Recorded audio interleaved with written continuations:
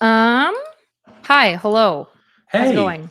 good to chat with you. I was in giving some background to our. I don't think we've ever spoken before, but we kind No. of crossed paths when Steven had his Pixie issues back in the day because I had just started speaking publicly and I on the internet, and I had a debate with him. And the next day after the debate, those allegations came out, and I had been on the internet for about 5 minutes, and I had no Gotcha. idea what to do. So you were very helpful. I reached out to you. I reached out to Wick, and you gave some very good advice. So I'm deeply appreciative of it. So that's to the extent we have a backstory. That's it. Yes. I didn't actually remember that. But I'm sure if I scrolled up in our messages, I would. Well, you were very Yeah, generous, so I appreciate it trying nonetheless. times. Um, what are we talking about today?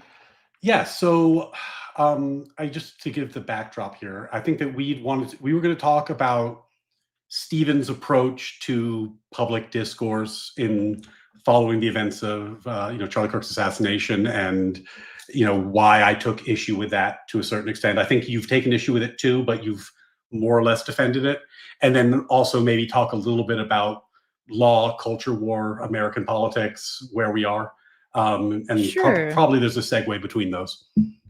Gotcha. Just for my audience to know, like, who are you? What do you believe in? Why should they care? And where do they find you? Great. Thank you for that. So I'm Ryan Mullally. I'm a former Teach for America member, former New York City public school teacher, current attorney, and I've litigated at, I think at this point, every level of the U.S. court system, including the U.S. Supreme Court. So I've been around and done some cases, some of which you've probably heard of. Um, I decided to start doing internet law, politics, philosophy because I felt like maybe I had something to contribute. And if you know me, it's probably because I've debated Destiny and Pisco several times, which is probably the highest click thing I've done. I have a channel called Natural Law with Ryan Mullally on YouTube, and you can follow me at X at Ryan C. Mullally with my little tiny icons on screen if you can read them.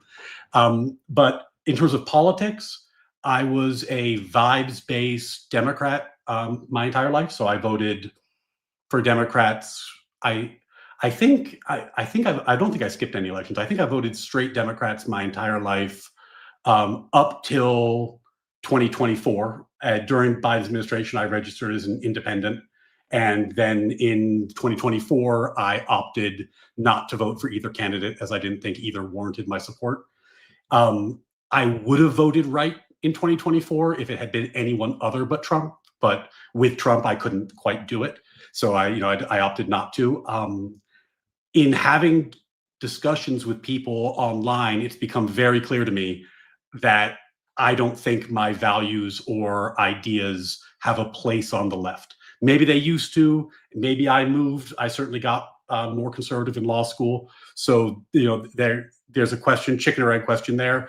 But I don't really see a place for me in the left anymore, which maybe is something that's worth talking about how we got to that place one way or the other. So anyway, that's a long monologue, but hopefully interesting. What do you politically believe in? Like, what are your political values? So I'm an originalist. I'm a limited government enthusiast. So if we're going to talk about like political prescriptions, the most common thing that people will hear me say is our system works just fine. The problem is we're using it wrong. We're not supposed to have so many things be national issues. We can't have a government for 350 million people where you cram down 51% to 49% across the country.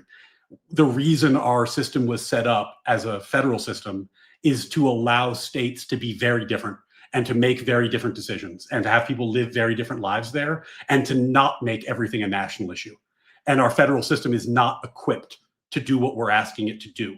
And because of that, everything is crazy all the time. And then you add social media to that, and you add the culture wars to that, and you have a perfect storm that's brewing, and that's where we are right now. That's our moment.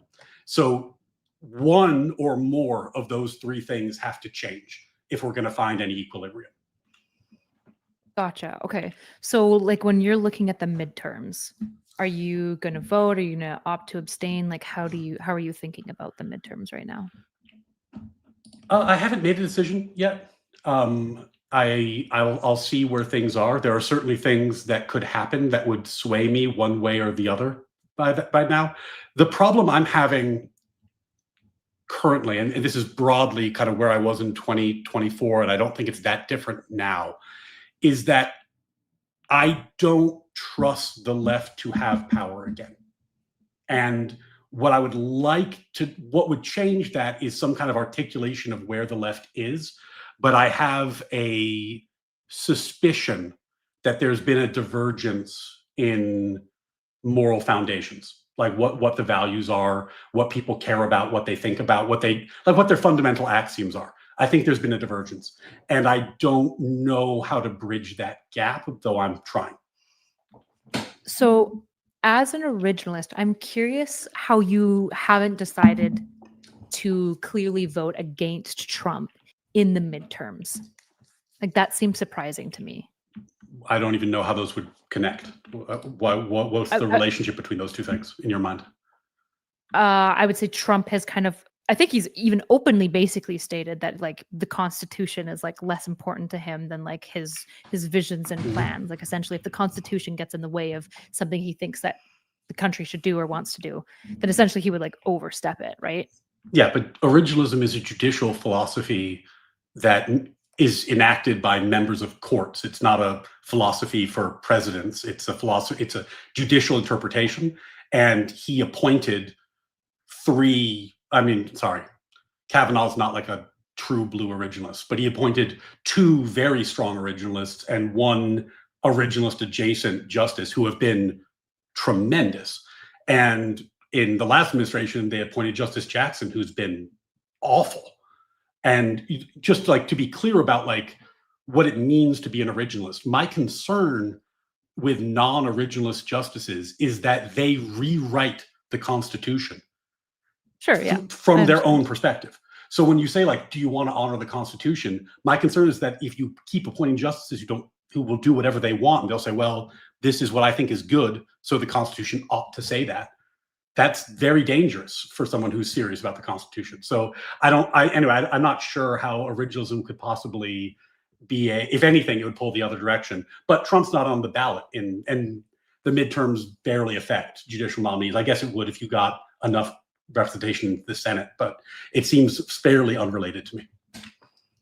Yeah, I guess to me, I would say like it feels like Trump is like pretty actively trying to destroy the American project and the Constitution, especially with like his senior admin, so JD Vance, somebody who could be running in the future, accusing the Republicans of basically saying that we've stacked the Supreme Court, but then also saying that they're politically and legislatively motivated against them, despite the fact that the court is actually stacked right-leaning than otherwise, right? So you have JD Vance looking at a court stacked in his favor and then saying that they're legislating from the bench when they just happen to disagree with Trump, right? We have this like massive violation of which case are you referring to?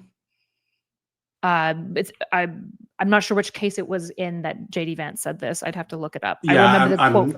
I'm not familiar with the comment. I mean, there's a lot of stuff that Trump and Vance say that I don't like, and I have no doubt that you'll be able to show me any number of things that that they said that I don't like. And for the record, like Trump's insufficient, I don't want to say care or reverence for the rule of law is why I didn't vote for him. So, like the false slave electors thing is just not something I could square.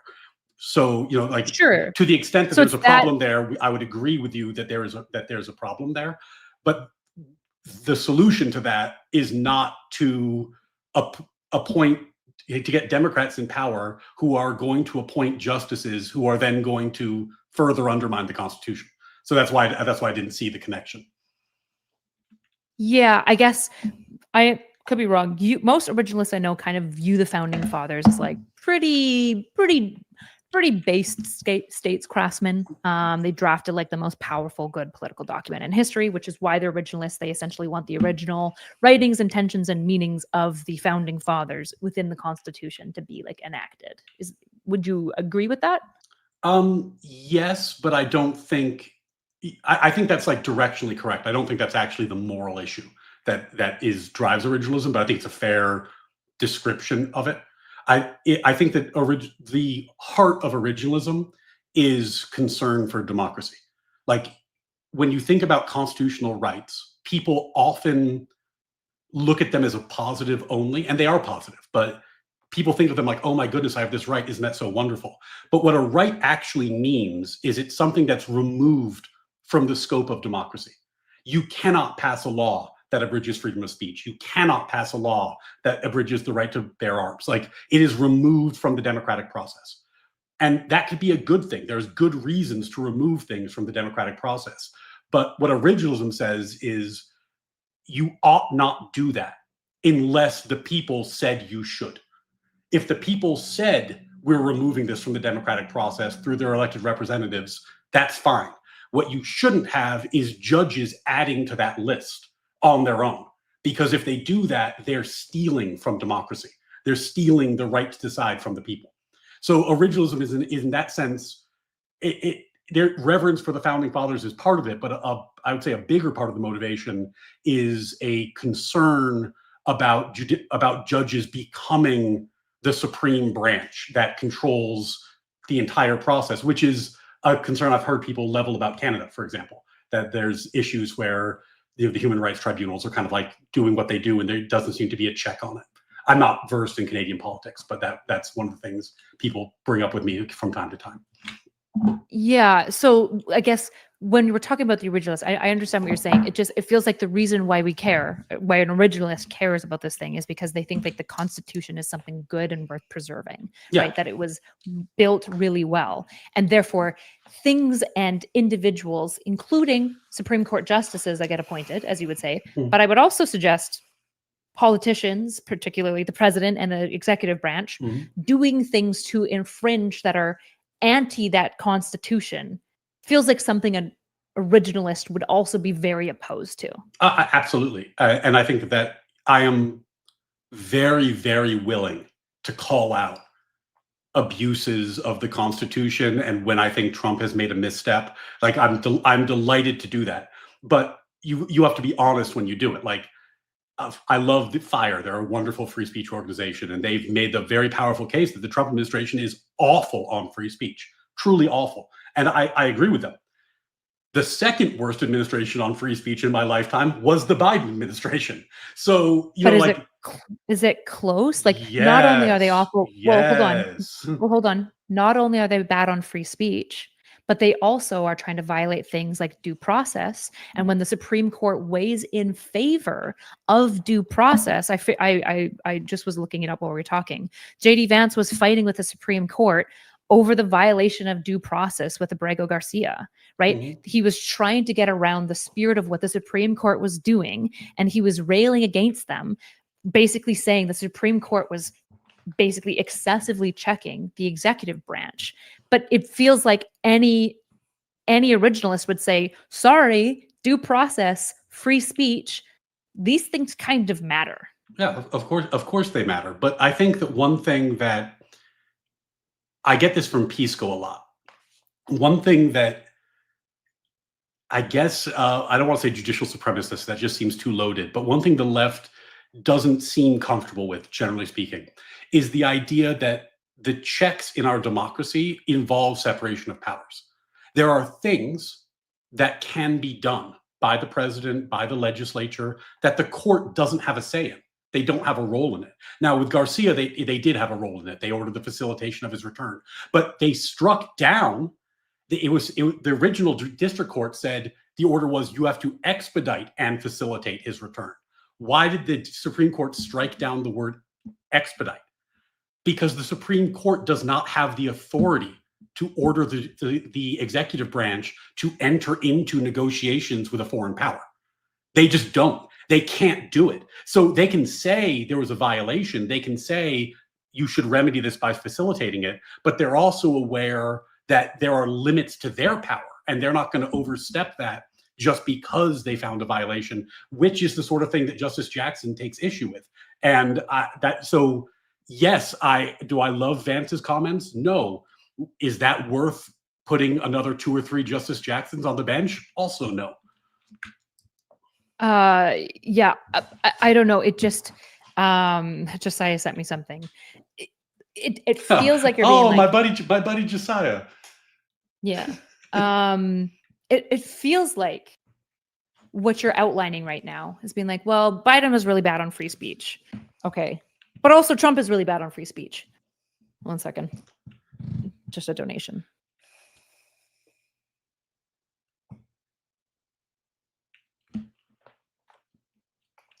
Seems like we're going to go into struggle session mode. So I'm going to have to push a little. Gotcha. Okay. So maybe something we can just, why don't we just actually watch this timestamp together? I think that would be better because I'll be seeing it for the first time and you'll be seeing it for the first time. But essentially what Josiah is arguing, that's probably important to mention here, is that the FIRE organization isn't just saying that he's violating free speech, but he's violating free speech in an unprecedented way. And this was only 3 months into the current establishment, right? This is long ago. And I would say you and I would probably agree. The first three months of Trump's presidency was bad and he did lots of bad shit. And since then, he has gone on to do really bad stuff excessively over and over. In fact, So even more blatantly. The problem with this, and I'm, forgive me, but because I've done, I think 2 hours of struggle sessions with Josiah, 2 hours with Wick, probably 10 with Pisco at this point. So I'm familiar with the territory, if you don't mind. The problem isn't that Trump has done bad things. I will candidly admit he's done bad things. I didn't vote for him because I thought he might do bad things.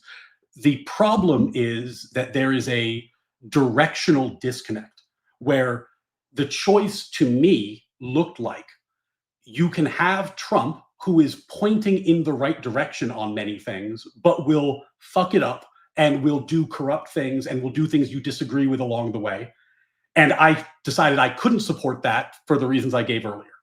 On the other hand, you will have people who will scrupulously or comparatively scrupulously follow the letter of the law while doing things that you think are un-American and contrary to our the American proposition. And that's what I meant when I said I feel like there's a moral drift.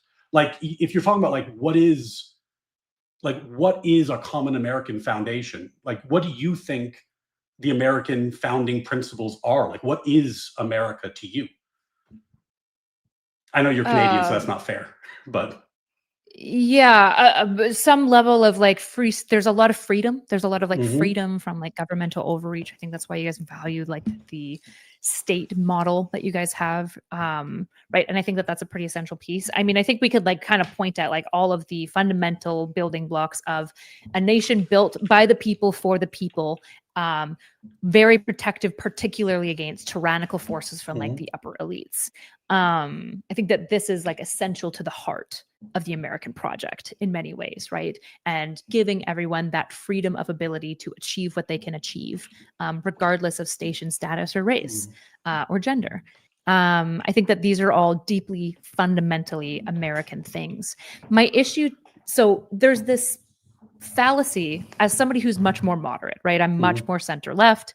I'm sure Josiah and all my buddies, I roll at me all the time for my moderate positions.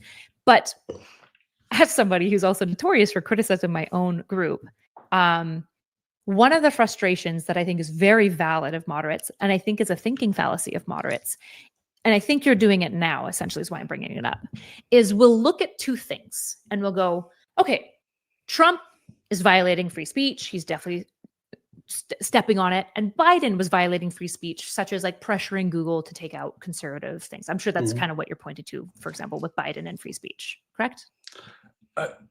I am, but you also, there is a lot of color on those things. Like during, just like to start, like during 2020, 2021, I thought about speaking publicly on the internet. It was something I was interested in doing, and I didn't. Because at that time, culturally, I felt like it was too big a risk. Like I'm a practicing attorney, I have a good job, I have a family. Like there's the risk. And Biden's policies personally affected you. They personally affected me, and that risk doesn't feel the same now. Like it feels better.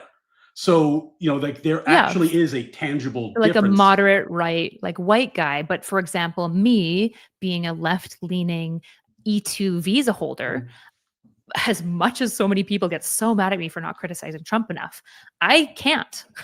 It is not wise with the state of free speech in America, with the way that Trump handled, for example, the pro-Palestinian people, who, by the way, I don't even side with. I don't like most pre-Palestinian protests and rallies and whatnot.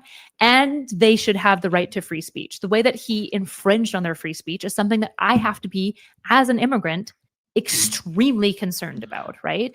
And so I guess to get back to the fallacy, because I don't want to run away from it, I think what often happens, just right? a flag, that is it's an open question. I tend to agree with you that non-citizens have free speech rights. I think that's the correct position. If I were on the court, the answer I would give is that your free speech rights are on a spectrum that increases with your nexus to America. Like clearly, if you're applying for your visa and you're still in Canada, your rights are less than once you're here. And if you have never set foot in America or thought about America and you're just living in Canada, your free speech rights are kind of not our problem.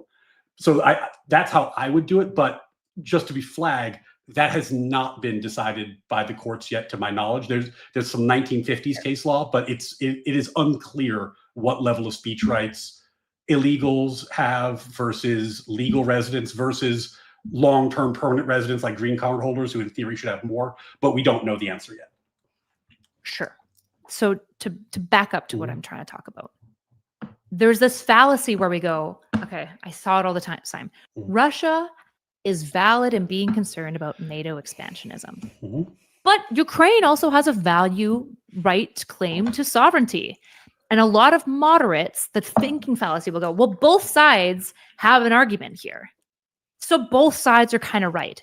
The issue is Ukraine's right to sovereignty is like 95% value in a hierarchy of values. Their sovereignty matters way fucking more than Russia's concern to NATO sovereignty, NATO expansionism. You don't get to invade a country because you're worried about potential like allyships that they're going to broker, right? So you might be like, well, Russia probably is a little bit worried about NATO's whatnot.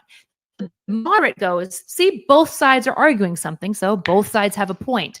And so what I'm pointing out with the fire stuff and the Garcia and the violation of the ruling, yeah, there's this technical thing where the court couldn't force them to bring them back because that would be forcing the executive branch to do something. But essentially, your originalist stacked Supreme Court said, hey, you violated this man's due process. You did. And you should facilitate the process by which he comes back. But we can't force you.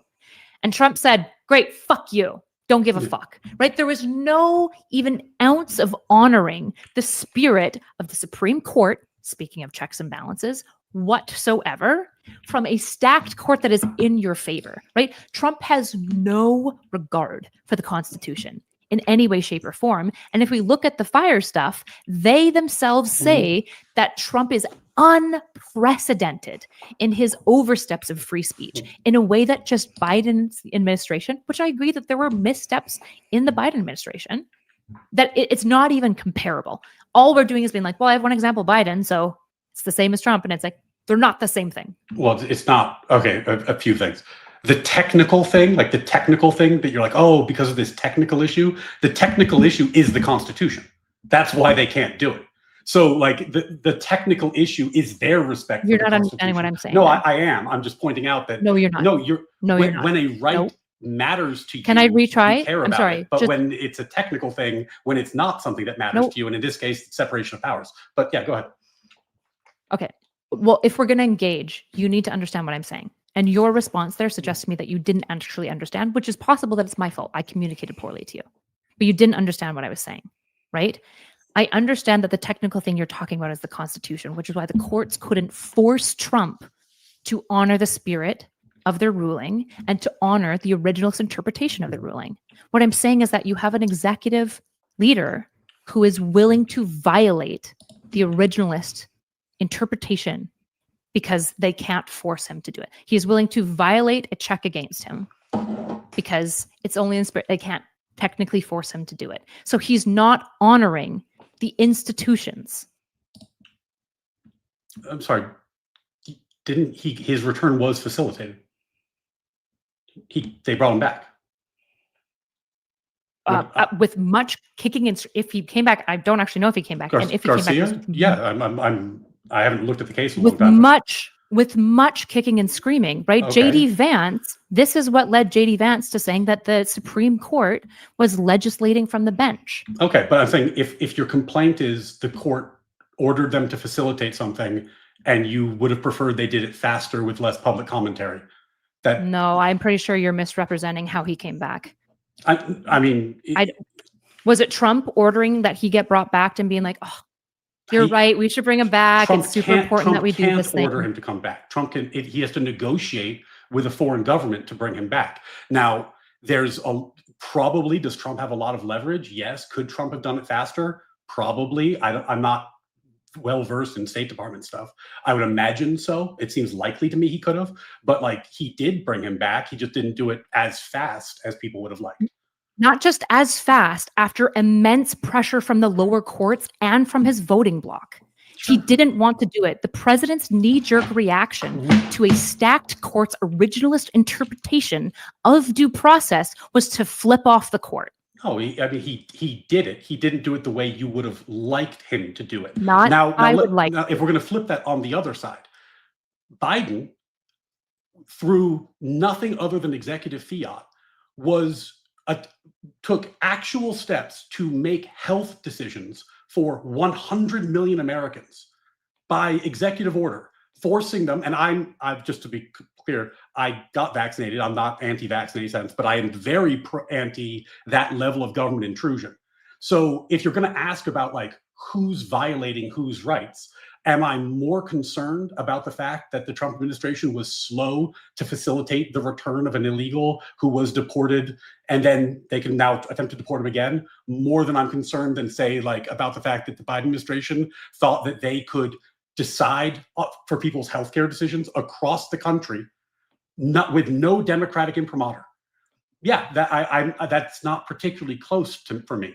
And for every one of these things that you're going to talk about Trump, there's a huge ocean of problems I had with Biden. It's not like I regret the decision I made not to vote for Trump. I didn't vote for him because I thought I couldn't. But the left deserved to lose that election.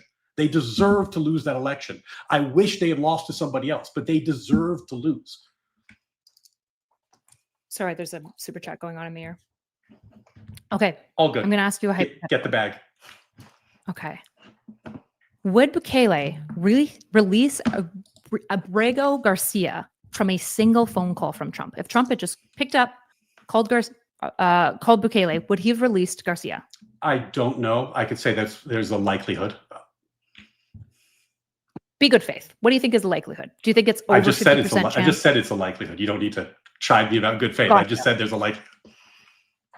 Then why the fuck did you feel the need to fight me about about any of this shit around Garcia? Because I don't know why you didn't fight me about the right way that I would like it. What I'm saying is that what I want is if you care about originalism, which I'm granting you, what I would assume originalists would want is a president who honors that. Why are you laughing? Well, I thank you for granting me the concession of holding my own beliefs. It's generous of you. I'm not that you're misunderstanding what I'm saying here. I'll say two things. Number one, I do have a brain injury, so I swap words a lot. So if you're confused about what I'm trying to say, let me know. Number two, I'm being excessively good faith to you. I'm not being bad faith. I'm not doing like word games with you. What I'm saying is I'm granting you that as I'm saying I'm working, my arguments are working from within your belief system. I'm not imposing my own on you. Yeah. And if you go back even to the beginning of this conversation, I'm absolutely willing to grant that Trump does a lot of things in a way that I would prefer he didn't, that Trump oversteps often, and that is, in fact, the reason I didn't vote for him. But what you're asking is the step further, which is, isn't that enough of a reason to join my political project?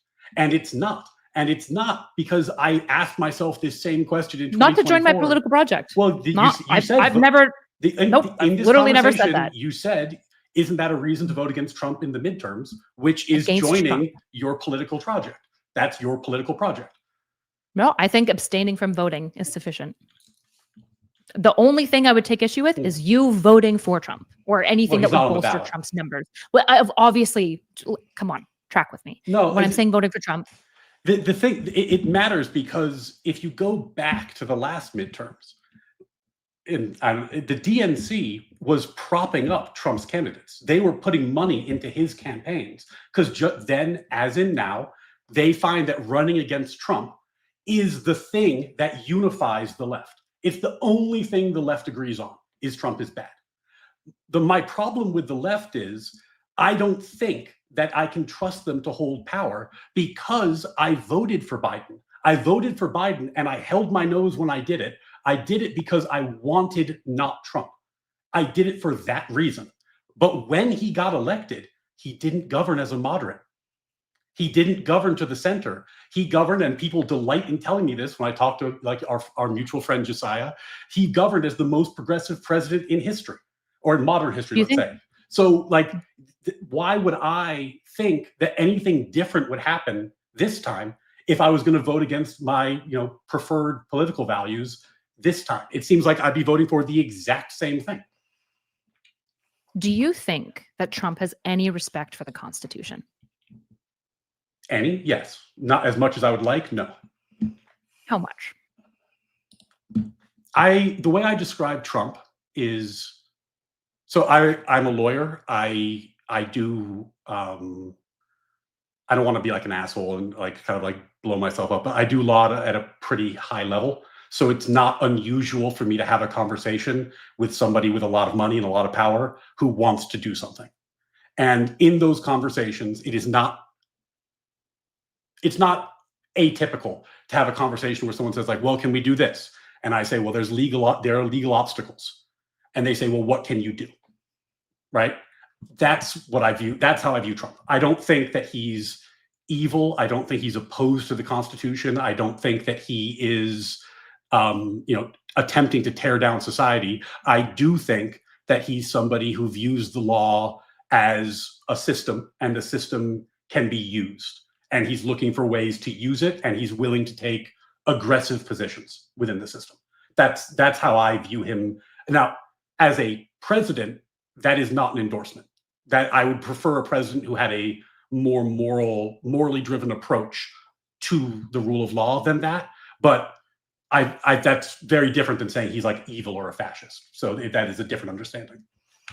Sure. Opposing Trump. So to me, if you're an originalist who values the Constitution so highly, limiting Trump's power with the midterms is the only thing that makes sense if you believe that Trump is not trying to adhere to the Constitution, and that the Constitution, as he said in 2022, is just like an obstacle to his own whims, as shown with his treat of Bukele and the Garcia situation, when an originalist Supreme Court ruled that he should be brought back, but they couldn't force Trump to do it.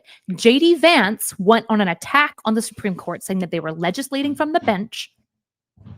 And only after immense pressure was Garcia even brought back. Immense pressure. Yeah. So one way of looking that is not a president that cares about the Constitution, that wants to honor an originalist stacked Supreme Court. No, I think that what your analysis there leaves out is that the president is a constitutional actor. Like, he is entitled to a view. The court is not the only body in our system that can have a view on this. The court ordered him to facilitate something, and he did. He knows the court doesn't have the power to order him to do it. They know they don't have the power to order him to do it. So you're in a gray area, and he took, I think, exactly what I described earlier, an aggressive position on that gray area, but he complied.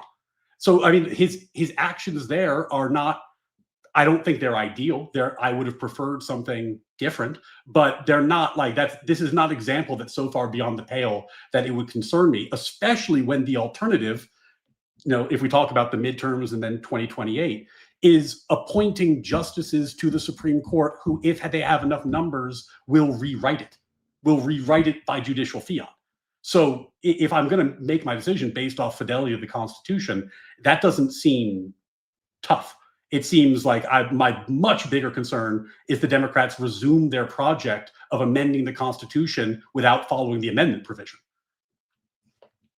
Gotcha. So I am struggling to understand how a principled originalist isn't appalled by the current administration to such a degree. Not that you would be Democrat necessarily, but to me, opposing Trump in the midterms isn't even empowering the Democrats. It's mostly showing that you are discontent with the current administration, that you want to limit their power, that you do not trust the majority that they have right now going on, and you want to see that that is diminished as a result of the president walking all over the Constitution, which I imagine you were very angry with Biden as well, even though he did honor the decision by the court after the executive order was made and struck down, right?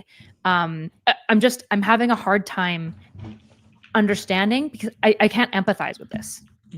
Okay, well, there's other examples, and I'd like to get into some other topics as well, because it's not like this is a decision that's made off these two examples. But if your point is, are you more concerned about Trump taking an aggressive position regarding a Supreme Court order to return an illegal alien to the country versus Biden's decision to attempt to circumvent the autonomy of all 50 states and everyone who works at a company with more than 100 people at it?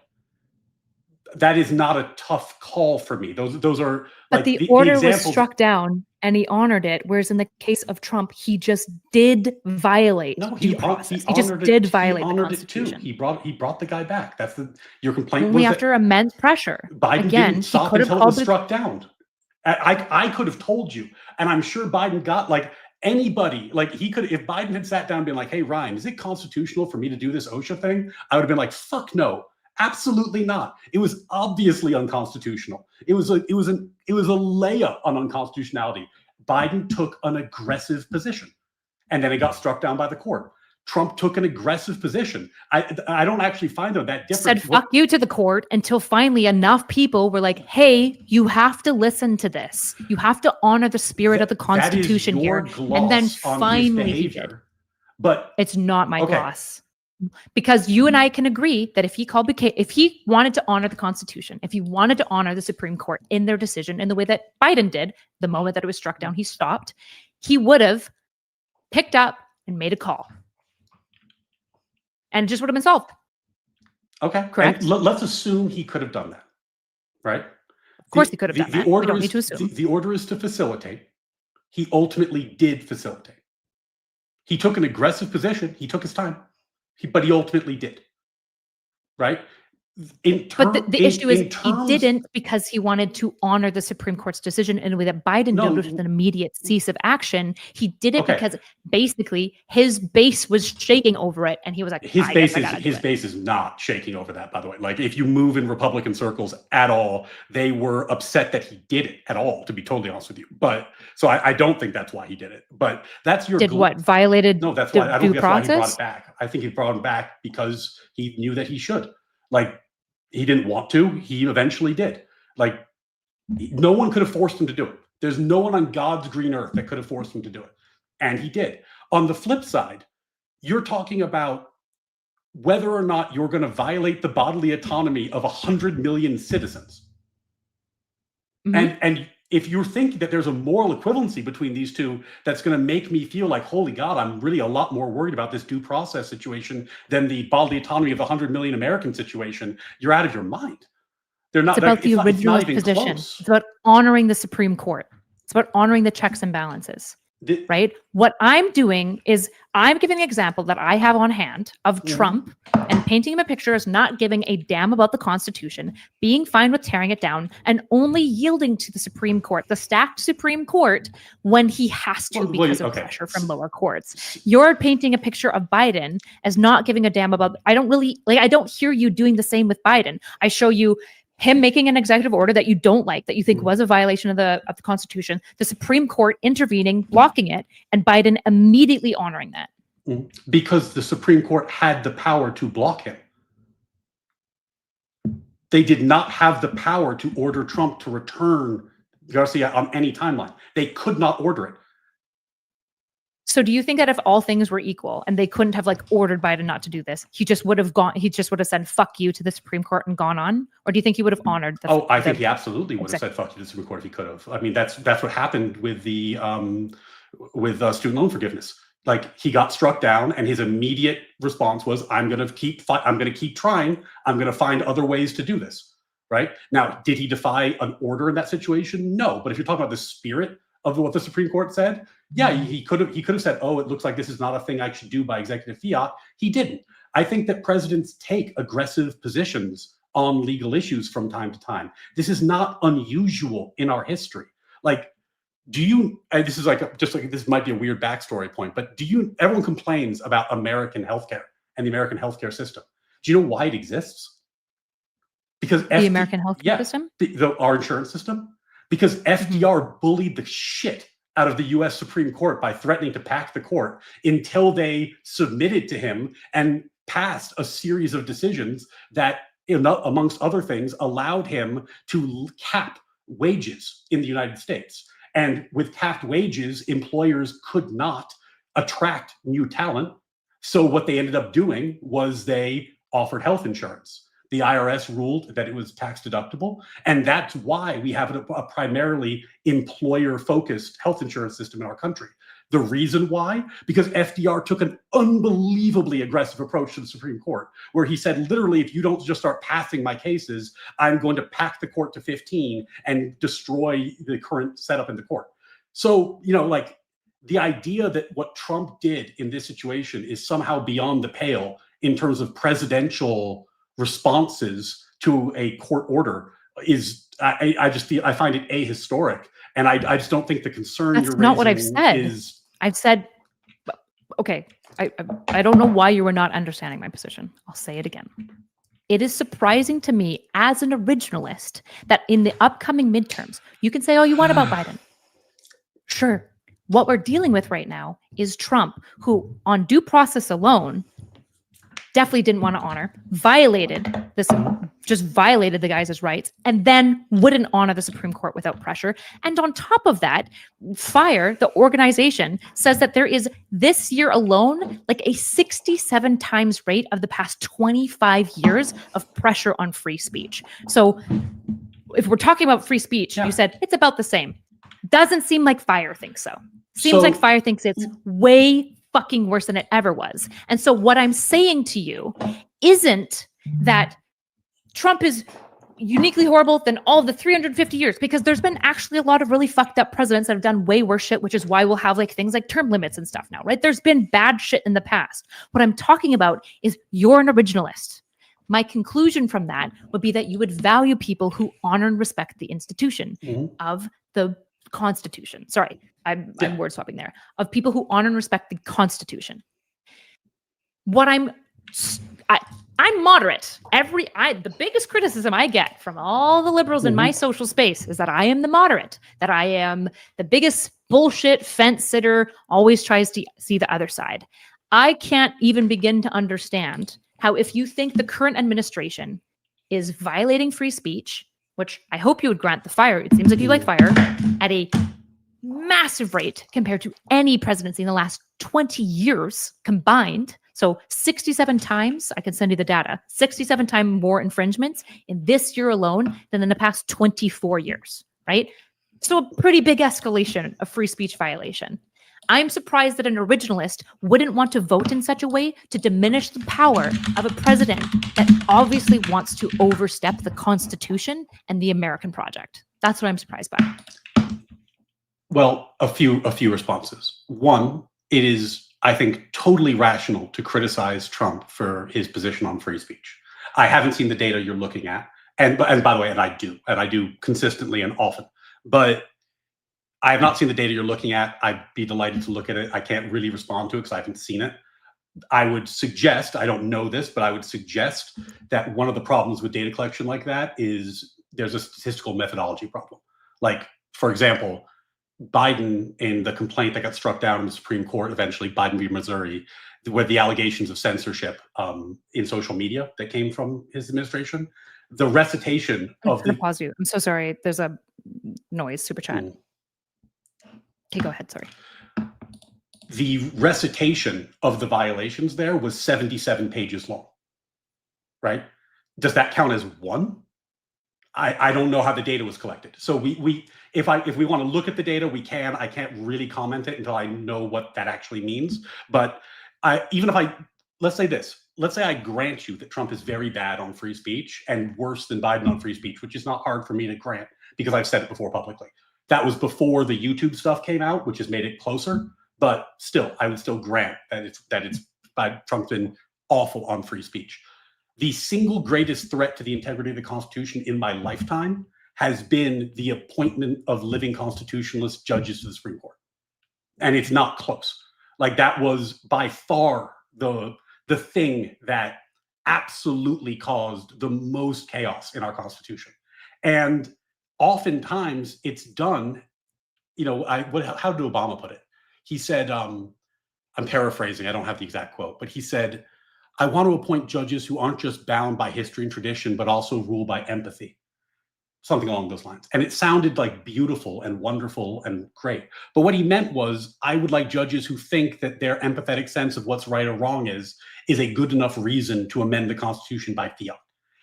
Nothing Trump has done is even close to the damage that's done to our Constitution by having justices on the court who believe they have the right to unilaterally amend the Constitution. It's not even close.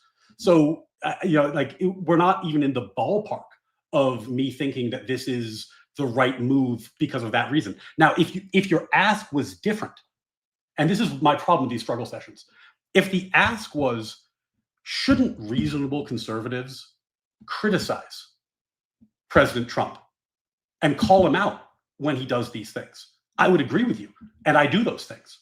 But your ask is for me to join your political project. And for me to join your political project, I would need to trust your side again. And I have never been given a reason to do so. It's not my ask. Your ask was I should vote as a Democrat or not as a conservative in the midterms. You could do that, or you could vote to weaken Trump's power in the midterms. That is asking me to join your political project. That is your political project. Not. No, it's not. What is your political project? My political project would be seeing Democrats elected broadly right now. Okay. And if I did what you just suggested, would that assist your political project? Sure, but you should wait. Are you just going to ontologically reject something that would align with me, even if it would align with your own value system as well? Yes, diminishing Trump's power will also benefit my political project, but it doesn't mean it's actually the same thing. No, because if your concern was purely about this, you could say we need to find reasonable conservatives. We need to find conservatives who will do what Ted Cruz did and criticize President Trump vocally when the FCC made those threats, right? We need conservatives who are going to stand up for natural law principles and stand up for the Constitution. That could be your ask. Like, let's find those people and let's support them on the right instead of supporting like a MAGA cultist. That could be your ask, but it isn't, right? Because what you're asking for is actually different than that. And it's a meaningful distinction. What the problem in these kind of like struggle session type conversations is that the ask is always the political project. Ultimately, it's never how can we make the right more reasonable? How can we support the type of candidates on the right who might actually moderate the Republican Party? And I know that that's not the purpose of the project, because in the last midterm cycle, the DNC threw its weight behind Trumpy candidates on purpose because they wanted to have them. Wait, do you think that I support this? I don't know what you support. We've just met. But I'm saying you're asking me. Wait, no, stop, because I've been letting you talk. Don't equate what my project or my vision is with just what broadly the DNC is, because all that would belie is that you have no idea what I ever talk about ever publicly, because you would know how openly critical I have been of the DNC. I don't support that idea. I say all the time to the left that for democracy to work, you need a strong left and a strong right. So just don't put words in my mouth. Well, there's no point. If you want to talk to me, talk to me. Okay. So then on that regard, your point has been that if I voted for any conservative, it would be inappropriate in these circumstances, which is... It depends. Would you vote for a Republican that's anti-Trump? Because if you vote for an anti-Trump... Okay, just said if you vote for an anti-Trump Republican who just consistently votes against, was not for like the triple B and stuff like that, I have no problem with that, right? Growing the Republican Party to have a larger anti-Trump base would be fucking awesome. I'd be super down for that. I have no qualms with that. Okay, whatsoever. now this is actually, I think, a more useful conversation, because the thing that happens, and I don't want to hold your feet to the fire, but that is a different ask than you had previously, which was to vote Democrat or not vote specifically. But this is, I think, a much better conversation to have, because post-Trump, and I'm talking 28, there's going to be a seismic shift. Everyone has a prediction. My prediction is the same thing will happen that happened in the midterms last time, which is that elements of the right don't vote when he's not on the ticket. And as a result, there'll be a rush to the center, because the center will actually matter more than it did in the last elections. I'm being optimistic. I hope so. I think there's a very useful conversation to be had amongst moderate Dems and moderate conservatives about what running candidates that will make the future better looks like. But that's very different than the ask that previously. And I think that type of conversation matters quite a lot, because there's an acknowledgement there that we're not purity testing each other. And we're not saying, for example, like, you voted for Trump, so you're evil, though I didn't. But that's often a thing that comes up in these conversations, mainly because I talk to Destiny too much.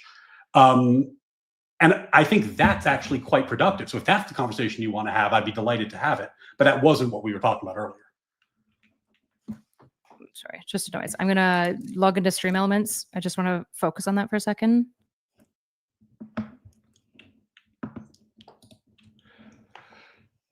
Okay. I think we're moving in the right direction. So I guess one thing to say, I find it fair enough. This is kind of your personal preference. Mm-hmm. It's a little crazy to me that like basically like textualism and like treating the Constitution as a living document is like a greater threat to the Constitution than somebody who like has shown in J6 in multiple ways that he does not respect the American project or the institutions that we have erected over time that matter. He will bully and overstep anything to get his possible way. It's crazy. It's crazy to me, but I'm not going to argue out of originalism, because obviously you're more informed on these things. There's no point. That's crazy to me, frankly. Maybe this is like some sort of like expertise, like brain rot thing that happens, which does happen for a lot of experts. They get very involved in one area of their expertise, and then they get really brain rotted ideas about it. Well, no, I mean, I think it's not. It's actually very clear in the way that the various presidents comported themselves. Like, if you're an originalist, as I am, and if you're like against racism in general, and you don't engage in the mental gymnastics of you can't be racist without power and some of the stuff that was talked about commonly circa like 2020, 2022, affirmative action needed to go. Like it, Sure. like that was an obvious one for me, right? If you look at what happened when affirmative action fell, Biden sent lawyers to the Supreme Court to argue in favor of affirmative action, in favor of schools that were accused of having de facto race quotas. Trump, if you go back and you look at the appellate court record, under the Trump administration, he was opposed to affirmative action and had lawyers actually calling this a de facto race quota that was violative and needed to be struck down. So, and when it got back to the Supreme Court, the Biden administration, the lawyers, as lawyers do, because their client changed, had to kind of sheepishly say, well, we looked at the data again and we've decided it was not a de facto race quota. Now we've changed our mind. So, this isn't like a small issue. This is a thing that manifested across Democratic policy during 2020 to 2024 at both the federal and like the very local level. Like you spend time in New York? Very, very limited, like a few hours. One of the things that like radicalized people in New York more than anything I've seen was that in the summer of 2020, with the mask mandates, there was a group of people who wanted to protest the mask mandates, and they were denied a permit to protest because of the public health crisis. But when BLM wanted to protest, they were granted a permit because race issues was a public health emergency in the eyes of the experts. This sort of mentality, which was very, very common during the Biden years, is hugely problematic for me. And I would need, before I could join your political project, I would need to know this had been excised. This is not what I'm voting for. But it doesn't look that way. It looks like it's still there. So, for now, I'm quite comfortable being on the right. And I think conversations with Josiah, for example, made me realize that I had no home on the left to return to, as much as I yearned for it for a while. But if what we want to do is talk about how to build a better politic with a strong right and a strong left, that's super useful. And I think a conversation more people should have. So I basically am only arguing from the perspective of midterms as a proxy for the federal government. What you do like for local votes and so I don't care. I don't care about any of that shit. Like there's lots, especially as a Canadian, like Canadians typically vote multi-party for every single election because we have multiple parties and we're just like not diehards for any of these things. What I basically would say is many people, including the people that you have cited, seem to consider Trump as an existential threat to the American liberal democracy, see him as absolutely willing to overstep it. Conversely, I don't think anyone super reasonable saw Biden as a legitimate existential threat to American liberal democracy. I don't think that that is a sane and reasonable. I think there are things you can point to as problems, but not in the same way that Trump's entire orientation is building up oligarchic yes men around him to do as he pleases outside of even the Constitution, right? We can look at multiple things that he's done, of the firing of different staff for not giving him the numbers that he wants. Fuck, I didn't pause the fucking noises. Okay, sorry. Yeah, Chevron's it just popped up and fucking broke my brain. Voting Republican locally is valid for local issues, but for the midterms that are shaping federal power, at that level, many see Trump and not Biden as an existential threat to American democracy, which is why I don't want people to join my political project of getting Democrats in office. I want to see a lessening of power. And I think that that matters. So if that's what you want to call my political project, sure. My political project is that. I want to see good democracy, good politicians brought back and normalized on both sides, frankly. And right now, I think the largest threat to the institution is Trump. So, I mean, a few things, because just to touch on a few things you said there. If you have a view, as I do and our founders did, and used to be a common American moral value, that you want to have a smaller federal government, you actually do need to start breaking down executive agencies. You need to start deregulating. You need to start removing power from the executive branch. I would be delighted to do that. I would be delighted to lessen the power of the executive branch. But that requires shutting down the DOE, redoing the FCC, taking these tools away from the federal government, because those are powers wielded by the executive branch. And as long as we delegated those powers to the executive branch, someone will wield them. The difference is not that they're being wielded by Trump. The difference is that under Biden and under Democrats in general, they are wielded by a bureaucratic class that is, at least was, insulated from democratic control. It was do your own thing, run your expertise. But that's not how a democracy functions. The president should have control over the executive agencies. And the absolute heartbreak for me of the Biden presidency, like the thing, and we can talk about individual policy issues and so many things that I was disappointed by. But if I was going to give my meta concern, it's that I thought I was voting for him to do what you just said. I thought I was voting for him to be a one-term president who is going to go in and realize we need to ratchet back executive power. We need to do something to lessen it. And that was something centralizing them. And that was something I was willing to vote for Biden for. And he did the exact opposite. Biden expanded executive power massively. So the idea that I would give the power to the left to do things I don't want them to do, I don't think they're going to return the power. There's never been an indication they would. Do you think Trump or Biden has done more to increase executive authority and centralize power? Biden. Obscene. Okay. I mean, I think the difference that you're more concerned about whether there's a centralized figure you can point at and less concerned about a creeping bureaucracy that does things that are hard to put your finger on. But if you are concerned, this is the most frustrating argument I've ever heard. everyone keeps saying this. Well, he'll just do it in front of your face. It's so much better than the sneaky, subversive people who try to do it behind closed doors. Trump is doing it with doors open. What is he doing with closed doors? He is prosecuting Comey and fired the previous person who wouldn't prosecute him, right? He had Doge just go through and hack apart with a chainsaw multiple things that were essential in large part for solidifying hegemonic American power overseas and also just doing good things. He is spending crazy amounts of money. He flew in multiple military guys from active war sites to come and just have a talk and learn about the ethos of the warrior, which is insane when you're worried about the budget to be doing any of that behavior. He has received a plane from Qatar that he's just going to get to keep after his presidency. He has made negotiations with Vietnam to reduce tariffs by 50% because they agreed to open a multi-billion-dollar golf course size. It is crazy to me that you would suggest that Biden is worse because Trump does it in front of your face. If people will do that shit in front of your face, as somebody who's worked forensically a lot, the shit that they will do in front of your face, they do worse behind the scenes, almost always. I very much disagree. And also, the things that Trump tends to use unilateral power on are the types of things I think a president should have a lot of power to do. The president should, I disagree with the Comey indictment. Crypto coins? Yeah, that's a personal thing. It's not a presidential thing. But I think it's gross. Reducing tariffs for Vietnam? Yes, that is a president, negotiating with foreign governments is a presidential authority.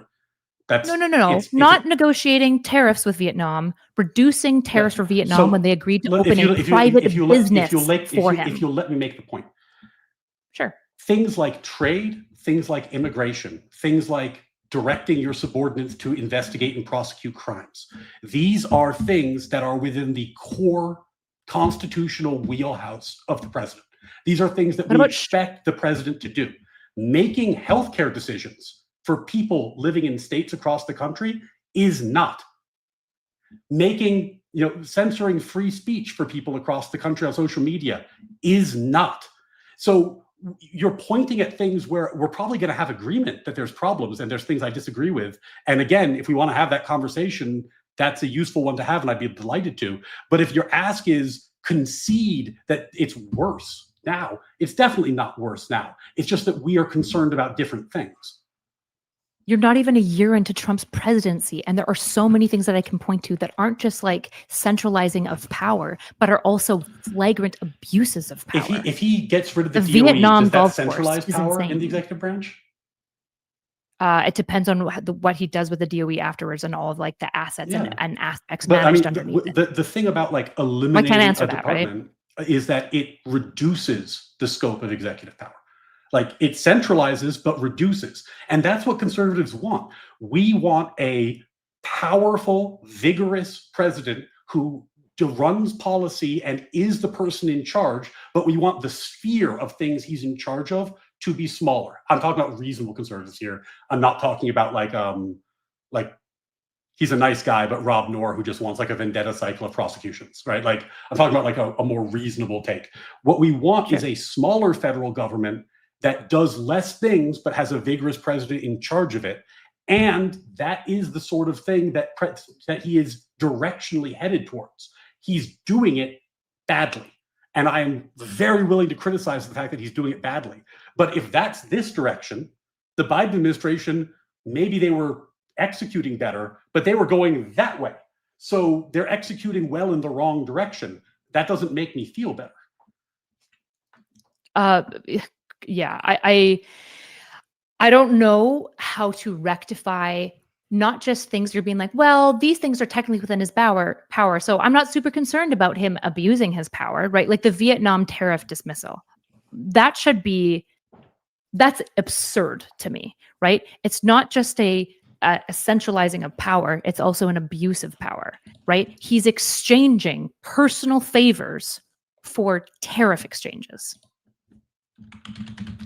Is that within the president's right to do? Can you send me an article or something? Because I'm unfamiliar with the story. I'm unfamiliar with the story. I'd be happy to look it up. I'll have to look one up.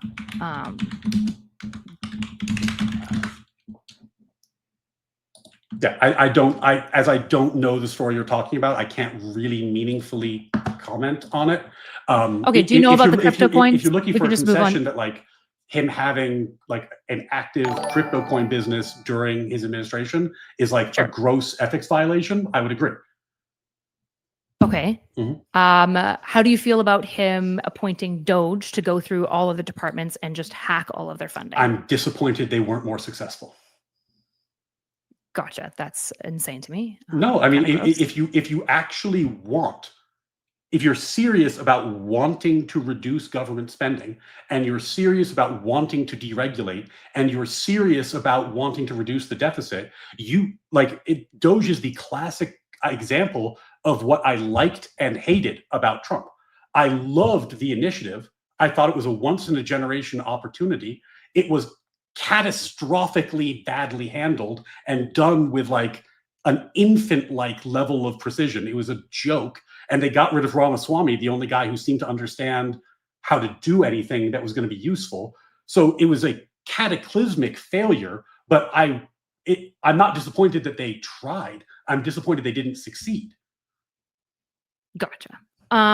Super curious about, like, for example, him shutting down investigations into himself, right? When Biden was in power, he had multiple investigations opened up against him. He just allowed them to continue.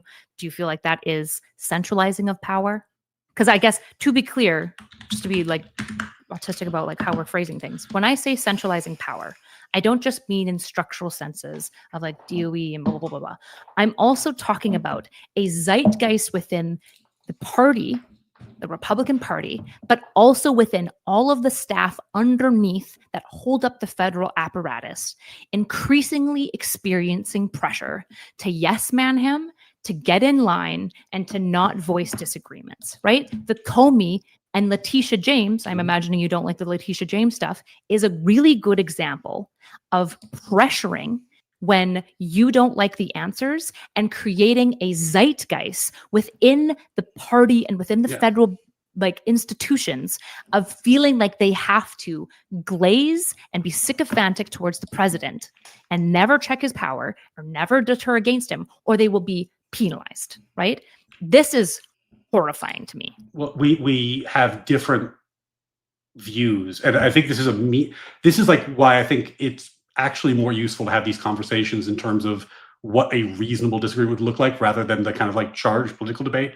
But having had this debate with Pisco like 100 times now, there's a very different view of what centralizing power inappropriately in the executive branch means.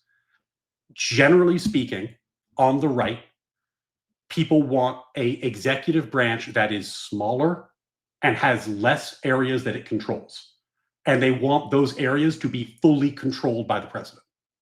That's right. That's unitary executive theory.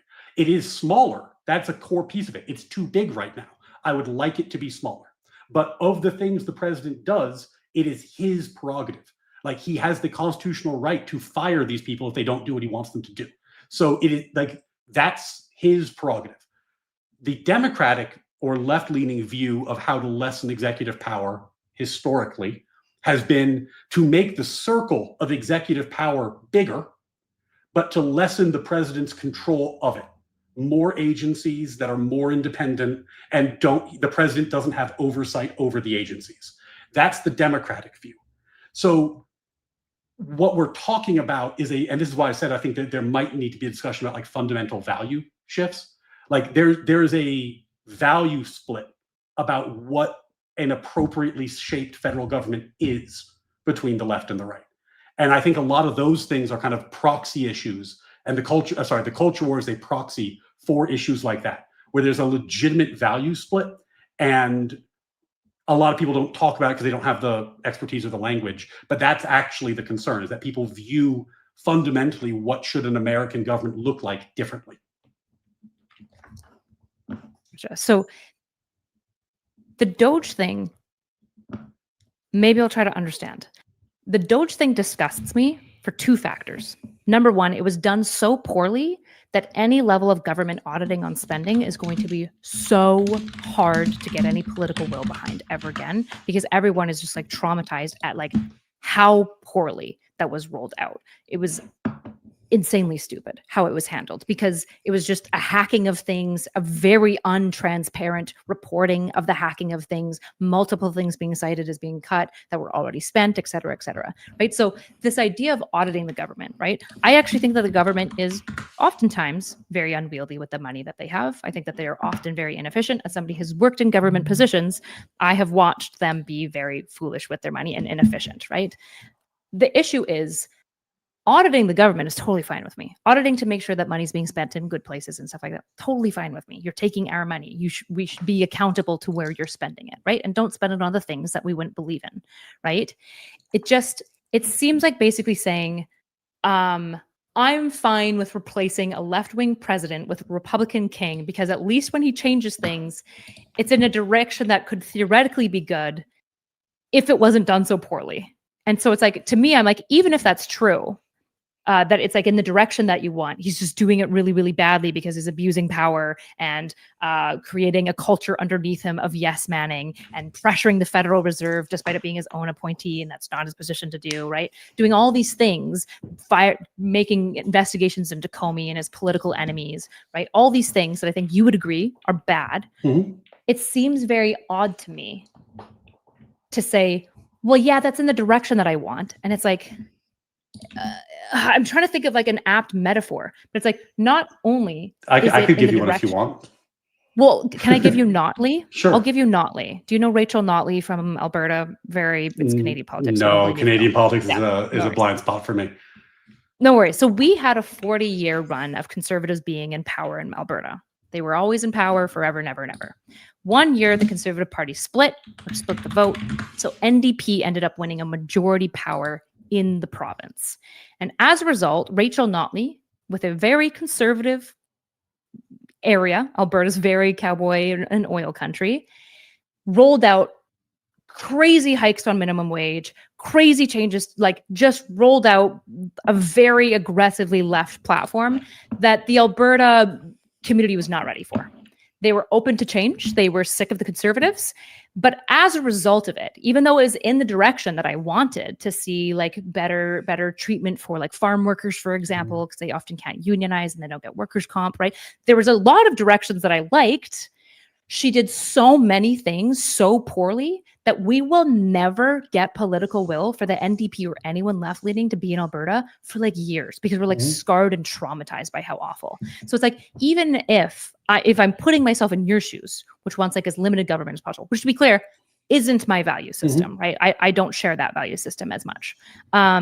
Even in those shoes, I feel like you should be at minimum railing against him, because he's ruining the thing that you want to be done well by doing it so abusively and so poorly. So again, if what we're trying to do is have a conversation about like what a reasonable right and a reasonable left could talk about, then I'm delighted to get into, the many posts that I have criticizing Trump's First Amendment abuses. But, and I know because I've reached out to you about Destiny at one point, here's how that conversation typically goes and how struggle sessions often go. Destiny and I had like a blowout on X, and he's now banned me or blocked me or whatever for whatever reason, which is a shame. I thought we could have had a good debate, but whatever. And after that, he had a post about how much he hated the FCC action against ABC and Jimmy Kimmel. And I responded, and this is in the middle of our big debate about other stuff. I responded, yeah, that's pretty grim from a First Amendment perspective, right? Because I agreed with him. And that's the attempt to say, oh, look, there's room here to have a reasonable conversation. His response was to quote tweet me and say, that's why you voted for Trump 3 times. Even though in every conversation with him, I've told him I've never voted for Trump, and he knows this. And the point I'm making is that's how these purity test conversations go. The ask is, will you support my political projects? And I won't, because at this point, I have absolutely no faith in the Democratic Party to have any power at all. The problem that I'm seeing is, in my metaphor, it would be, you have 2 choices. Choice 1 is somebody who would like to build you a house. They're going to do it very badly. You do not trust their judgment. There's going to be tons of problems, but they're going to try to build the house. The other team wants to abandon house building and put up an apartment complex. They're going to do it really well, but I don't want an apartment complex. So the fact that they do it really well isn't a great ringing endorsement for giving them power. And the problem right now is that I've seen no indication on the left that they're willing to actually make any concessions to somebody like me who has these concerns. So if that's the question, then what we should do, and I don't think we need to be on the same team. I don't think we are on the same team. I think what we could agree on is how do we advance discussion about people who are willing to criticize Trump, people who are willing to criticize excess, and how do we develop that on the right? I think that's a wonderful conversation. But if it's always going to come down to, isn't Trump so bad? Why aren't you willing to agree with me on this? That's the join my team conversation. And I've had the conversation. If anything, it's convinced me that I'm better off on the right. That's my takeaway from 20 hours of this conversation. So I think it's the wrong question. But if we want to keep debating it, I'm delighted to, because it's interesting. Sure, but I guess my question to you would be, like, it feels like you're framing this like, I'd want somebody who's building like kind of a crappy house or an apartment building because I want a house. What I'm saying is to you is, isn't it better to live in an apartment building than to live in a negative equity house, or one that will collapse on top of you? No, because the house I care about is the foundational American constitutional set of values and the values set out in our Declaration of Independence. But you have a president who doesn't stand by those things. I have a president who makes a lot of missteps and does a lot of things I disagree with, but is aimed, in my opinion, in the direction of restoring, for example, reverence for natural rights, for the American proposition. These are things that I think are valued on the right. On the left, most people I talk to can't tell me what the American proposition is. I'll give you a pass because you're Canadian, so that's not your fault. But they can't tell me what the American proposition is, and they are actively opposed to it. Like, the ideas on the left that I get the most are that America is uniquely evil, that America has original sin, that America is a fundamentally bad place and needs to be torn down and rebuilt. That's the messaging from the left in terms of their values, that the Constitution is an obstacle that should get in the way, and that it's a bummer. And maybe we can rewrite the Constitution if we only get enough judges in who are willing to do it.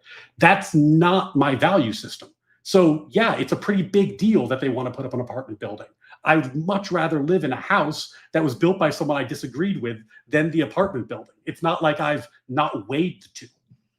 Sure. So I guess this is what the block that I'm running into, right? Is that you're basically saying he's going to sell me a house and it's worth less than you actually bought it for. And he actually sold half of it a week ago to an oligarch in the backroom deal, but you're actually going to foot the entire bill, and the oligarch can kind of come in and do whatever the fuck he wants with your house half of the year, right? In this world, this is how people on the left feel when they're hearing this. They often feel probably the way I feel, where they feel like I'm undermining how serious of a threat Trump is to the American project, right? And so to me, you're saying, I prefer the house where I buy it for more than it's worth. Half of it was in a backhand deal sold to an oligarch who can fuck with it half the year, but it's better than an apartment building. And I'm like, no, it's not. At that point, like I don't know if we're injecting meth right now. Like, there's no world where the apartment building isn't just better. It's definitely not what you want. And I would prefer a world where we move towards what you want and everyone gets a house. But there isn't a world where the house that is half owned by the oligarch is better. Well, I mean, if we want to just play the game of making each one worse, I can throw a bunch of adjectives to make the apartment worse if you want. Because it's kind of a silly, at a certain point, the metaphor just becomes silly. But if it's helpful, I can make the apartment seem really terrible. It's filled with snakes. When you live there, that's not the No, it is. It is the point, because no, it's not the point. The issue that we're having, and this is what I was trying to get at. Can I pause you? Because I feel like you missed the point. I didn't. I actually. I didn't miss it. I'm telling you that you did. Okay, then tell me what I missed, and then I'll say the thing I was going to say.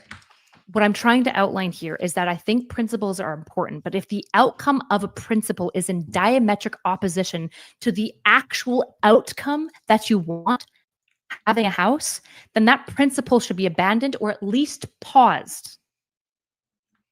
Okay. No. because America is a propositional nation. We're not a nation that's founded on an ethnicity. We are founded on a moral proposition.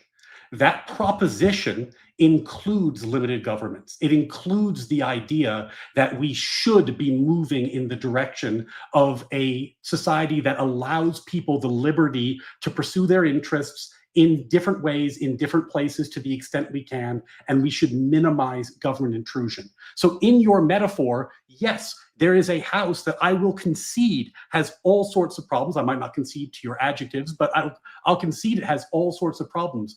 But when I say it's an apartment building, what I'm saying is on the left, they do not seem to share that value. What they would like to do is have an apartment building with maximally intrusive rules where everyone decides how you get to live, where there's an HOA, where there's a bureaucracy that controls how you do, what you live, where you can go, what you can eat, how you can think. That seems to be the left to me. And that split in values is what the culture war is actually a proxy for. The left has run so far and so fast from core American values that they don't see what they've done. And they've removed themselves from this. And if I'm going to be honest with you, they've done it while parroting rhetoric from academia that tears down our common American heritage, that tears down statues of Thomas Jefferson, that renames schools that used to be named after Abraham Lincoln because these figures aren't good enough anymore. And what that does is it means there is no common ground anymore. Because as Americans, we don't have things like an ethnicity or religion to fall back on. Our common ground is the American proposition. And the left is so far from it that they just don't, then they look at the right and they say, God, what happened to you guys? And we're saying, no, we actually care about the same thing we always cared about. That's what we want to do. But it doesn't seem like the left is even interested. So in that world, I will accept the shitty carpenter. Of course, I'll accept the shitty carpenter. I'd rather it was a better carpenter. But the issue is, like, this is where the analogy is falling flat. It's not a bad carpenter. It's a carpenter who's lying to you, and he was not a carpenter at all. That's what I'm saying. Okay. Right? He's espousing these principles and values, right? Because I imagine part of the American project that you value, the American proposition, is democracy, right? Yes, it's not the whole thing, and I think the left's understanding of democracy is deeply, deeply flawed. But yes. Sure. But would you say hierarchically democracy matters like a lot in the American project? I think it's secondary to securing natural rights, but yeah, it matters a lot. Okay, sure. That is the order of preference given to them in the Declaration of Independence. Sure. And then after that, would you say is small government, or where does small government fall in the small government is how you secure natural rights? Gotcha. Okay. So you basically are willing to toss away democracy potentially for your version of natural rights. I'm not willing to toss it away. I'm not willing to That's toss what my it away. analogy is highlighting towards, right? I'm saying that there are multiple priorities, and they are going to be in a hierarchy like any priorities are, right? And the idea that natural rights are more important than like one person, one vote should not be controversial. Like if we had a democracy and the democracy voted tomorrow to institute slavery, I would rebel against the outcome of that democracy because the natural rights are more important than honoring one person, one vote. Obviously, this isn't like a controversial take. This is core American thought. Like you can have an unjust democracy. You can have the tyranny of the majority. The whole reason our government is so unwieldy, unlike Canada, where you have like a parliamentary system, but the whole reason our system is so impossible to work is that the founders were so concerned about the government cramming down on the minority and having faction capture that they made a system that is the hardest democracy in the world to operate, and they did it on purpose, right? So yeah, I mean, I think that there's lots of things in our system that are undemocratic, and I think they're undemocratic for very good reasons. Gotcha.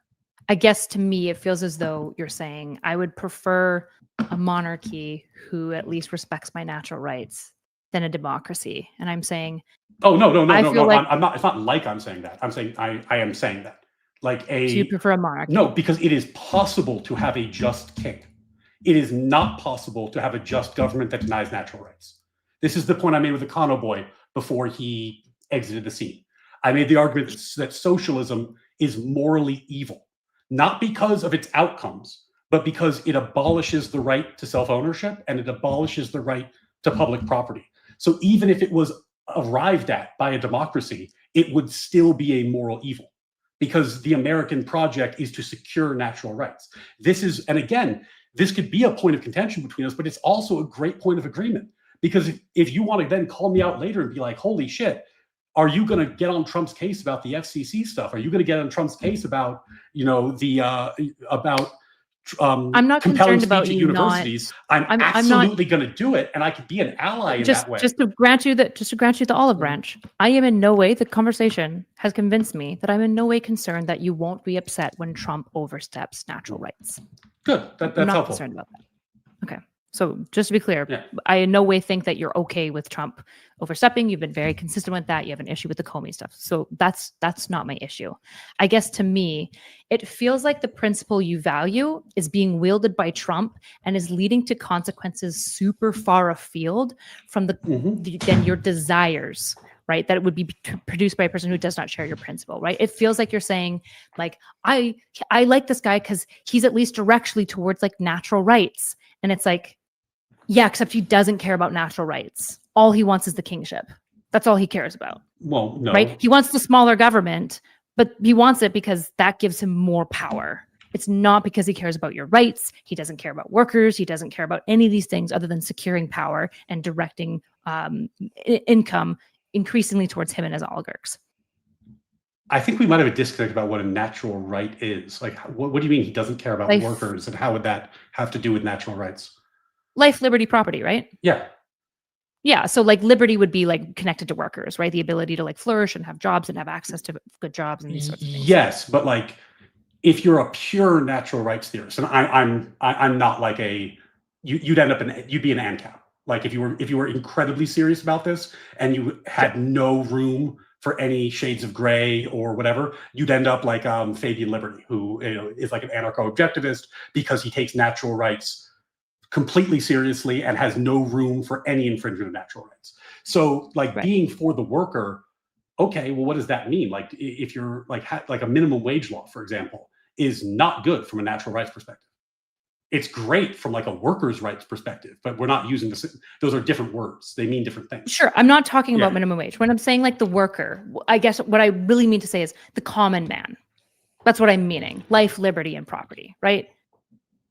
Okay. But I think that... So the common man should have an ability to have access to property, able to get a job. I'm losing you. Are you having a connection issue? It's me. Just give me a second. Am I back yet? Hello, hello. You're there. You're a little slow, but I can hear you. Okay. Yeah. So I guess how to describe? Do you read Aristotle? Are you a fan of Aristotle at all? Yeah. I mean, I wouldn't say he's my favorite philosopher, but I've read him. I wouldn't say he's your favorite philosopher. Is that what you're saying? I wouldn't say he's my favorite philosopher, but I have read him. Gotcha. Okay. He's my favorite philosopher. I'm sure you're not surprised to necessarily hear. So I think one of the best things that Aristotle did was basically say, in regards to deontology, right? Deontological principle, which I would say to some degree, the natural rights are the way you're presenting it is deontological, right? Anything that you value that inherently in some way. You profess that deontology, it must be with respect to the consequences you believe that deontology produces, right? So no. If I say no, okay, that's crazy. So if I say just to be clear, I'm actually a deist. Like when I read the Declaration of Independence and it says we are endowed by our Creator with natural rights, I actually believe that. Like it's not a question of whether or not I think it leads to good outcomes. I think it's a moral obligation. Not because it leads to a good outcome.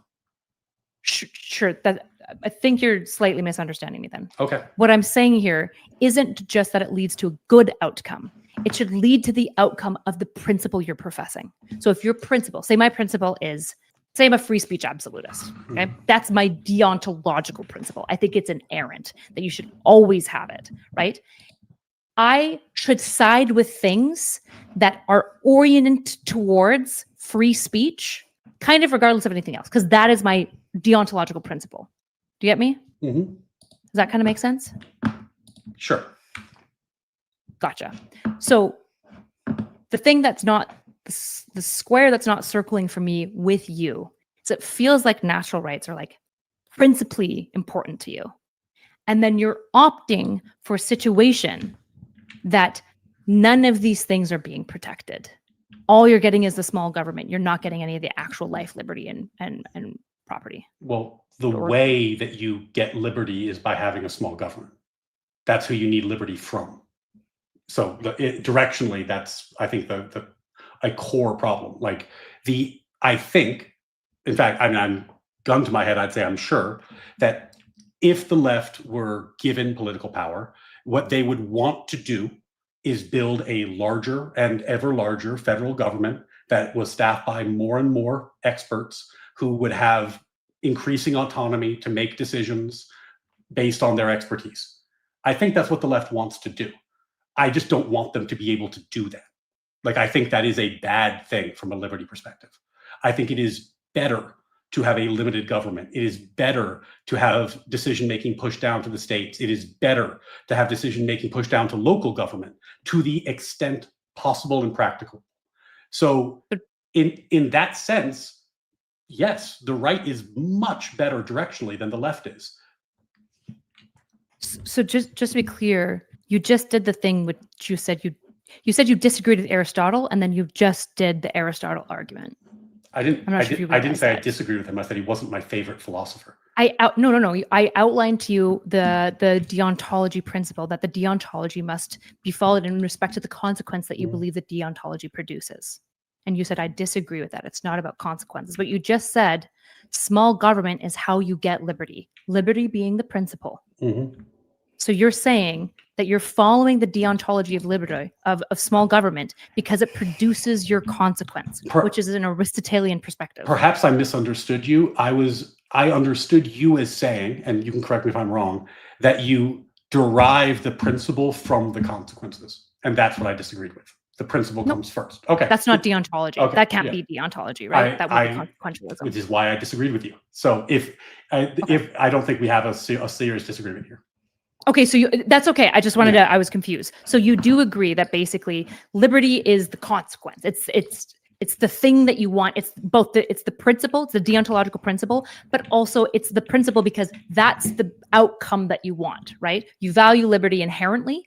It's kind of like almost it's the word because that's tripping me up. But yeah, you value liberty inherently, and because you value liberty inherently, you favor political decisions that enhance liberty. Yeah, you believe that small government is the process by which you get liberty. Yes. Right. So the thing that I'm trying to figure out is Trump isn't increasing liberty. All he's doing is shrinking the government, in your view. No, I think he is increasing liberty, but that's because that's the consequence of shrinking the government. I wish he would do it better. I mean, and then beyond the actual, like, there's multiple ways to have this conversation. You can talk about like legal rights. I don't think my legal rights have necessarily increased under Trump. I do think, like, in the cultural space, I would not have had this conversation in 2022. I can tell you for certain I wouldn't have had this conversation in 2022 because I would have felt like it was an undue risk for me personally and professionally to talk politics publicly. So, in terms of the like cultural zeitgeist, I think that there has been liberty enhancement. In terms of like my own day-to-day life. Just to check though, I just want to check in. The reason that you wouldn't have talked about it publicly is because of the cultural zeitgeist, not because of Biden policy. But Biden himself wouldn't have come after you. He wouldn't have directed anyone at a governmental level. That's why people like Trump. Like, there's so much stuff I don't like about Trump. So, and we've talked about it a lot. But what do I really like about Trump? He found a way to break the paralyzing cultural overreach that we were experiencing in 2020 to 2024. I would have loved for there to be a different soldier on the right who had the capacity to do that. And I would have voted for almost any of them. But he's the one who did, and he's the one who could. And if he had lost that election, I think the culture would be in a very different place right now. And one of the things that would have been very different is that I probably would not be willing to have this conversation. I think that things were trending in a very grim, censorious, and hive-mindy direction. So culturally, I think he was heading in the right direction. Okay. The issue is that if we're going to get into the culture that Trump is also building is a dogmatic, zealous dedication to him and no level of questioning, which is why he's firing his own appointees if just reality disagrees with him, which he doesn't like, or they just don't do what he wants, despite it being an overstep, such as his pressure of Jerome Powell, right? Which is not his job to tell Jerome Powell what to do with the Federal Reserve. We'll find out, but it might be. I suspect that they're going to have a case about whether Humphrey's executive is good law soon, but right now it's not. Gotcha. So this is the issue. Donald has shown that he will throw anyone and anything under the bus to get what he wants. J6, the firing of his staff, shouting, "Hang Mike Pence," lying and smearing Ruby Freeman because she existed and she was a handy scapegoat, right? He has proven a complete disregard for all of these things, these core principles you say that you value, right? Life, liberty. He's not taking away property yet, which is great. Okay, that's where Putin's at, where he's now nationalizing his oligarch buddies. But I wouldn't be surprised if he's not opposed to that in the future, right? A good government is small because it affords people liberty. That's why you like small government. You don't like small government. What did he do that denied liberty in your mind? Like, what were the I didn't follow the examples. What were the examples you were I would say free speech. I would say an invasion of free speech or violating due process are two areas of violating liberty. Yes, I think I agree with you. I also think that there is a distinction in the citizen, non-citizen context there, which is meaningful, but we don't need to dwell on it. We already talked about it. Like, I think there is a difference there, but sure. Okay, continue. Sure. So what I'm trying to say is you think that a government is good when it is small because it produces liberty. It produces this value. Correct? I mean, that is the best way to ensure liberty, yes. Sure. And I imagine if I asked, are there other ways to get liberty? You'd probably say, yes, there are other ways, but this is the best way. None that I know of, but yes. Okay. In theory, I'm sure. You're right. Yeah. Sure. Right? So one issue is that obviously a king is a very small government, but can limit all liberty, right? He's not a small government in the sense that I described small earlier. He's certainly a government, and he's certainly small. If you go back to the way that I was talking about what I mean when I say small government, when an originalist or an executive theorist talks about a small government, what we want is an executive branch where the president has full control, but only is in charge of truly national things: defense, trade, immigration. So these are things I want in enforcing federal law. These are things I want him to be powerful in. But I want him to be less powerful about things like regulating the economy, about regulating the affairs of the states, about healthcare decisions. These are things I would like him to be less powerful. A king is small in the sense of there's one person, but their powers are completely broad. There are no limits on kingly power. There's no sphere of kingly power. It's everything. That's what a king is. So you think separation of power and government checks and balances can also be small government, even though it's necessarily expanding the number of bodies and the scope of the government? Yeah, of course. That's the structure of our system is to separate power, and in every instance except the executive, diffuse it amongst multiple people. And they wanted to concentrate power in the executive, they being founders, specifically because they needed somebody to respond nimbly to emergencies and things like that. And then, if you go back to the founding, almost nothing the federal government does today was something it could even legally have done. Like regulating the states, regulating the economy, this was all unthinkable. It didn't have the power. It only developed that power because one of those terrible decisions that came out of FDR's pressuring of the Supreme Court, ruled that the Commerce Clause had essentially no boundaries. And based on that, the New Deal was passed. And based on that, we ended up with a government that can regulate essentially anything. But even that isn't something that was part of the original blueprint. So like these are errors in my mind. And what I would prefer is a government that is actually limited. That doesn't necessarily mean in bodies, but it means limited in power. And each branch is operating within its sphere. Gotcha. So if I take that, Donald Trump has no interest in limiting his power to national things, and he's made that abundantly clear. What would be your examples of that be? We might agree. I would say, what would be my examples of him not wanting to stick to just national things and wanting to get him acting, like, for example, like one of the reasons why the student loan stuff with Biden and the OSHA stuff with Biden bothered me so much is that it was a massive expansion of executive authority in an area where I don't think the executive should have any authority, right? Whereas if Trump, for example, uses his executive authority to redo border policy and immigration. Sure. My example would be he's exercising authority, but that's an area where I think he should have authority.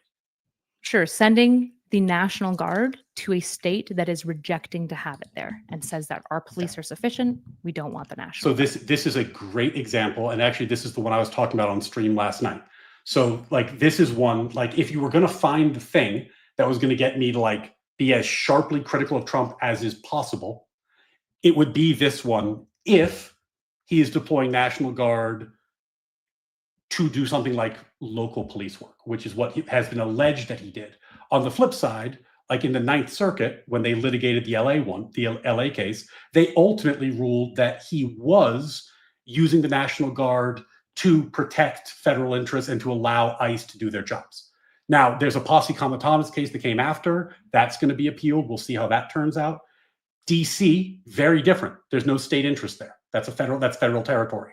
Now, right now, there's talk about Chicago and Portland. These would be great areas of agreement for us. If it turns out that we're going to have National Guard deployed there to do purely local police work, then you and I can join hands and rage against Trump together. If it turns out he's there, it's being there to protect ICE facilities and to make sure ICE can do their work, then I'm not going to have a problem with it, because that is the kind of thing that he is allowed to do. And these distinctions overriding state COVID policies. He overrid state COVID policies. He threatened to cut federal aid to exclusively blue states, right? He suggested withholding federal funds to, I think it was like California, New York, a couple other over immigration and forced management as well. Trump using federal purse strings as leverage to coerce state behavior, right? Having courts rule in past cases. I feel like he's done multiple things that show that he has basically no interest in shrinking his power. What do you think my response to this is going to be based on this conversation so far? I think you're going to say, for the things that are overreaches, it's bad. And I have already criticized these things. The issue that I am pointing out to you is that you are missing my points, I suppose, which is that you have the value of liberty. And you think small government is one of the best ways to do it. And you're pointing to Trump saying, he's directly what I want. But actually, at first I thought you meant literally small government, but you actually mean proper separation of power and not overreach in certain like private areas, like can't take private property, for example, or statehood affairs, right? But Trump is not even that.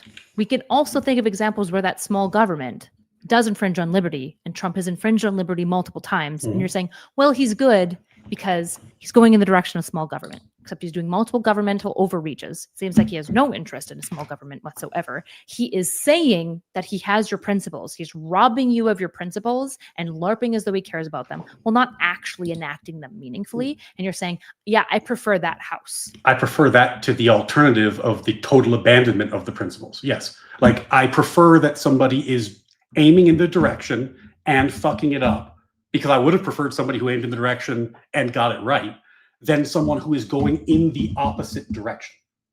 Like, I'm saying he's not aimed in the direction you want. He's lying. Well, okay, you might think he is lying, but if you if you look at, Or he showed that he's lying. well, I mean, okay, you think he's lying because what? He's using the powers that exist within the federal government? I would say he is overstepping state rights in multiple examples that I have given you, all while declaring to be a defender of states' rights. Well, the answer that I thought you were going to give, you didn't give it, but I thought you were going to give, is that the principled conservative answer in all those examples you gave is that power should not exist, right? Like when the thing with the FCC came out, I was sharply critical of the overreach. And the next thing I said was, why the fuck do we have an FCC that has the power to regulate content based on a state of technological affairs from the 1960s, 50s, 70s that is no longer true? Like the federal government took this power and they never gave it back, right? So what I would like, if I could pick my ideal candidate, is I would like somebody who would give that power back. But that's not your side. Now, if we're concerned about this overreach, and I am, by the way, so if we're concerned about this overreach, what you and I should do is talk about how do we identify reasonable candidates, left or right, who are the type of people who are serious about limiting power. Now, that would be a meaningful concession from you. And if you wanted me to vote for a Democrat, if you were like, hey, we got a Democrat in your district who is very serious about paring down government, like that's what they want to do, then we could talk about that. But I don't think that Democrat exists. I've never met one. Abundance is largely about paring down a whole bunch of governmental regulations, right? That would be fantastic. And if they can show me if they can Newsom. show me a candidate who Newsom is an odious toad who has run California into the fucking ground. Like this is You're comparing this to an odious toad. We need to pick a different example. Like Newsom is like my absolute least favorite politician who exists. This is what's frustrating for us. There's no world that we're pretending like Newsom is as much of a deplorable toad as Trump. You're acting like you could have said Josh. Hold on, I'm not done. Okay, sorry, I hit your trigger word. Okay. What I am saying is that you're saying that Trump is fucking this up. You know, he's in the right direction. He's just fucking it up. And what I'm saying is, hasn't he already displayed that he's a liar? Hasn't he, like, why are we giving him the charity and sweeping for his bumbles when so many of them reek in malice? Why are we assuming incompetence when I'm pretty sure even Trump would say it's not incompetence? I think Trump has explicitly said this is what he wants to do. He looks at the journalist asking about hate speech. I'm not done. Hold on. I've been letting you talk. Right? I have been interrupting and I've tried to stop. Okay. He would look at a journalist asking about Pam Bondi's statement about hate speech. And he says, well, I don't know about hate speech, but maybe it's you. Might be you that needs to get locked away because you're saying things about me. You guys haven't been very nice to me. I hate my enemies, right? And so this is what's frustrating, right? Ezra Klein, okay, you don't want to hear the buzzword Newsom. So we'll just talk about Ezra Klein because that's where Newsom's taking these ideas from. Just to be clear, most politicians are fucking odious toads. That's just politicians. Ezra Klein is literally right now, other than the Libertarian Party itself, fighting for the breaking down of government, of deregulating, of taking away environmental veto power, and trying to make it so that we can build housing and build public sectors like trains, right? This is like the main thing that he talks about, right? He's a liberal, right? He's not coming out of the Republicans. The Republicans are not birthing out these people who actually want to see a hacking of government, except for basically the crypto fascists who want an ANCAP like utopia, which is not what you're advocating for. Well, I mean, the thing is, Trump has actually put in a policy that says that for every new regulation, you have to rescind 10. Right. And the genesis of that policy was something, I mean, there was a better version of this, but it was something that Ramaswamy came up with, which was that in a world without Chevron deference, and for those of you who don't do law, Chevron deference was an old case that said that agencies had, basically the agencies won every case about what the law that governed that agency was, because agencies had discretion and the courts had to bow to the agencies when it came to questions of law, unless it was like wildly outside the boundaries. So post-Chevron, Ramaswamy's idea, which is what Trump has more or less been doing, though there's a better way of doing it, is that he has asked that you have to undo 10 regulations to pass one. What that does is it's very hard to then pass the regulations again in the next administration, because without Chevron, regulations are not easy to pass in the way they used to be. So in terms of which president is more deregulatory, it's not a particularly close call. Trump is much more deregulatory than Biden. Again, but what we're talking about is like the entire zeitgeist, right? First of all, I would have major issues. It feels like such an arbitrary number to select just 10 deregulate. That's fucking absurd to me, right? Again, it feels like a hack job and something that will not stick around for long at all, because it's likely just going to hamper, because then you have to find 10 regulations to get rid of them, which is going to become a problem over time, particularly in an environment of increasing technological developments where certain technological developments will need to be corrected, right? What we have on the left, a thought leader on the left emerging, is Ezra Klein. And what you have as a thought leader emerging on the right is Peter Thiel and Moldbug, a techno-fascist. So the argument is Trump is courting Christian nationalists. I have no issue nationalists with Ezra Klein, but you know, if Ezra Klein, if that's the kind of Democrat that ends up coming out of the scrum, we can have that conversation. But I kind of thought that's who Biden was, and he was the opposite. He did the exact opposite. So I've been burned on this before. But the thing that I find the most interesting about this conversation, and this are you not burned by Trump? Wait, how are you not burned by Trump? This is no, and also he's overstepped on free speech more than any other president in the last 20 years. I think like this is the issue, is the standard. No, just let me finish the fucking point. I've offered 6 or 7 times now to try to have a conversation about what reasonable agreement across the party lines would be. And you've said, no, this isn't a struggle session. No, I'm not trying to get you onto my political project. But the thing is, at no point in this conversation have you offered any concessions about what could be done. What you've done over and over again is just say, can't you tell me that Trump is so bad that you'll join my team? That's the conversation. That's not true. And it's a ridiculous and unhelpful conversation. And I'm going to be honest with you. This is why I was so fucking critical of Destiny, is that this sort of thing, even if I was still on your side, is the thing that makes the right win. This is absolutely the vibe that is the meat and bread for the right. So, I mean, if the answer is there's no way to have a conversation with you about where we could go politically that isn't focused on Donald Trump, then that's the answer. But it does seem like it's impossible, because I keep asking and you keep getting into this thing where it's like, well, mustn't you agree that Donald Trump is evil before we can have that conversation? And if that's your ask, we're never going to get anywhere. What an incredibly dishonest reframing of this conversation that frankly is so frustrating. I've granted you multiple things. You even said, actually, I really appreciate that you just granted me that when we were talking about the oversteps of Biden and the cancel culture of 2022. So I actually don't know what the fuck you're talking about. Maybe we had a different conversation. What is it that you're willing? What is it? I haven't been getting to policy because I've spent the whole time trying to understand you. So God forbid I do that. I'm trying to understand in the way that I do around your deontology of liberty, because it doesn't make a lot of sense, because it seems to me that you're saying liberty is what matters to me. And then you're saying, which is what, if you want to lie and just get butt mad, you can. But this entire conversation, I've been mean to you at times, I've been rude sometimes, and I've interrupted you sometimes, and I've tried to stop and regulate it. I have absolutely granted you olive branches. And I have also not granted you certain things. No, I haven't moved on to policy because I'm not interested in talking about the policy yet, other than offering you like Ezra Klein is maybe a good option of like policy stuff. And we should go through and audit the government, just not the way that any of this is. Alejandro was saying that I have asked him to say that Trump is bad. I'm not even asking you to say that Trump is bad. What I'm trying to understand here specifically, you've already said that Trump is bad.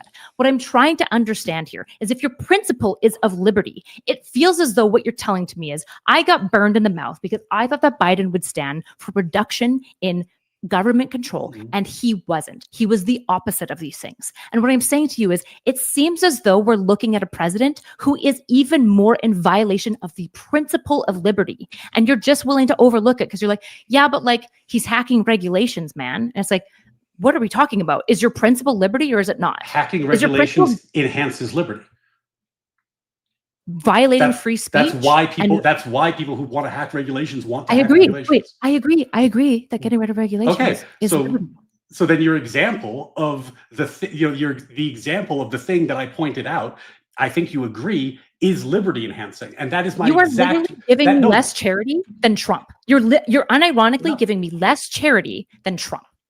Fucking insane. You don't seem to have a good theory of mind for my positions, and the thing about it that I think the reason you don't is that, to be honest with you, it seems your main goal in this conversation is to identify all the bad things about Trump and to create content about how bad Trump is. And then, look, we can all agree on that. That seems to be your primary focus in this conversation. You've expressed other views, but that seems to be your primary focus. What I've offered a few times to do is to try to talk about what it would look like post-Trump. But if we are going to get into partisan games, I think your side should lose. So if we're going to talk about that, I am going to push back on you, and I'm going to talk about the fact that I think that if the Democrats were in power, I would have substantially less liberty today than I do now. At the end of the day, that's what I believe, because it looked like they were on the verge of creating a bureaucratic state that had control. It looked like they had a bureaucratic president for a year, maybe year and a half. It looks like they skipped the primary process to pick a person who polled at 1% in the previous primary and advocated for views that are the polar opposite of mine, and then said, Trump is so bad, you've got to pick them. These are the same people who said that Trump is so bad, we're going to give money to Trump's candidates in the midterms. It looks like a political game. And what it looks like is that behind the scenes, there is the same game that's always been played, which is we are going to install the bureaucratic regulatory state, and our experts are going to reach the one true conclusion, and they will be able to do it because of their wisdom and education. And as a result, everything will get better and better and better. And I don't believe that is true. And I do believe that is what the Democrats represent. Now, if they want to change that, Ezra Klein's a great start, but I would need to see a candidate who was running on that, won, and then did it, because I feel very burned in this area. I think it's totally fine that you feel burned. I'm going to say a few things. Number one, hacking regulations is not necessarily liberty. This is obviously true. Antitrust laws are regulations that defend liberty as well. I'm not trying to get you onto my political project. There isn't a struggle session here, which is why I have at multiple points gone, is this correct? Is this what you're saying? You might notice in this conversation, by the way, you've never done the same for me. In fact, at no point have you. And when multiple times I've outlined to you that you're not understanding me, you've insisted that you are, tried to bulldoze past me until I said, no, I'm being serious right now. You're not understanding me. I corrected it. And then you had a different type of response because you weren't understanding me, which, to be clear, you're allowed to not understand people in conversations. It's just a little frustrating to hear about all this struggle session. It sounds like you've got lots of negative experiences with other people, and that's tough. And I'm sorry, but I'm not those people. Have I been mean at times? Yes. Have I interrupted you at times? Yes. Have I maybe not conceded areas where I should have? Probably. That's probably true. The issue is that I have been able to outline your position to a degree that you say, yes, that is what I am saying, and you have not done it once for me, not even once. So don't go off about some whining stuff, but I'm trying to get you on your political project. It isn't a struggle section. Okay. I think so then what's what going are your, on here. What I'm are not done. I'm your not done. I'm not five done. I'm favorite not things done. I'm not done. I'm not done. I'm not done. I think you're making an epistemological error in your assessment of Trump.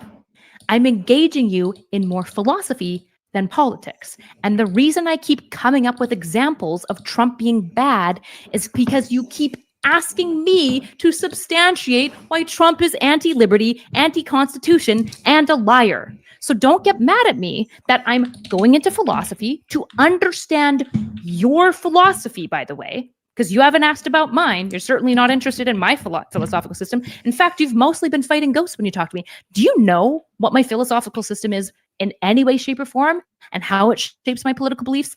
I actually don't think that you do because you haven't bothered to fucking ask, but I have. And when I've given you examples as to why I think that what you're advocating for violates liberty, the issue that I'm running into is it doesn't seem substantive. And then you ask me for examples of why Trump is anti-liberty, and then I give them. And now you just keep on saying, all I'm asking for you is to say Trump is bad. No, I'm not. So what are your 5 favorite things about Trump? What kind of fucking question is that to respond to? Well, you said it's not. You said it's not a struggle session. Since it's not a struggle session, what the fuck is that entire thing where I outlined that you don't understand me at all, you clearly, and you give me a litmus test? Well, crazy. Sorry, I'm giving you a litmus test. We've spent where's my litmus? 2 hours in this conversation. The only thing we've talked about is why you think Trump is bad and why I should defend him. You stupid motherfucker. We have talked about Trump being bad because you say he's for liberty. I say he's not, and you ask me for examples for it. What are we talking about? Give me 3 things about Donald Trump you like. What are 3 things about him you like? I think that Warp Speed was awesome. I think it was super great. I think that the child tax credit in the BBB is really good, and I want as much child tax credit as we could possibly fucking get. And I think him blocking and slowing down immigration at the border was a good thing. Okay. Do I pass my litmus test, Ryan? With Biden, wait. Do I pass my litmus test? I just need to know. Okay. Yeah, that's what I fucking thought.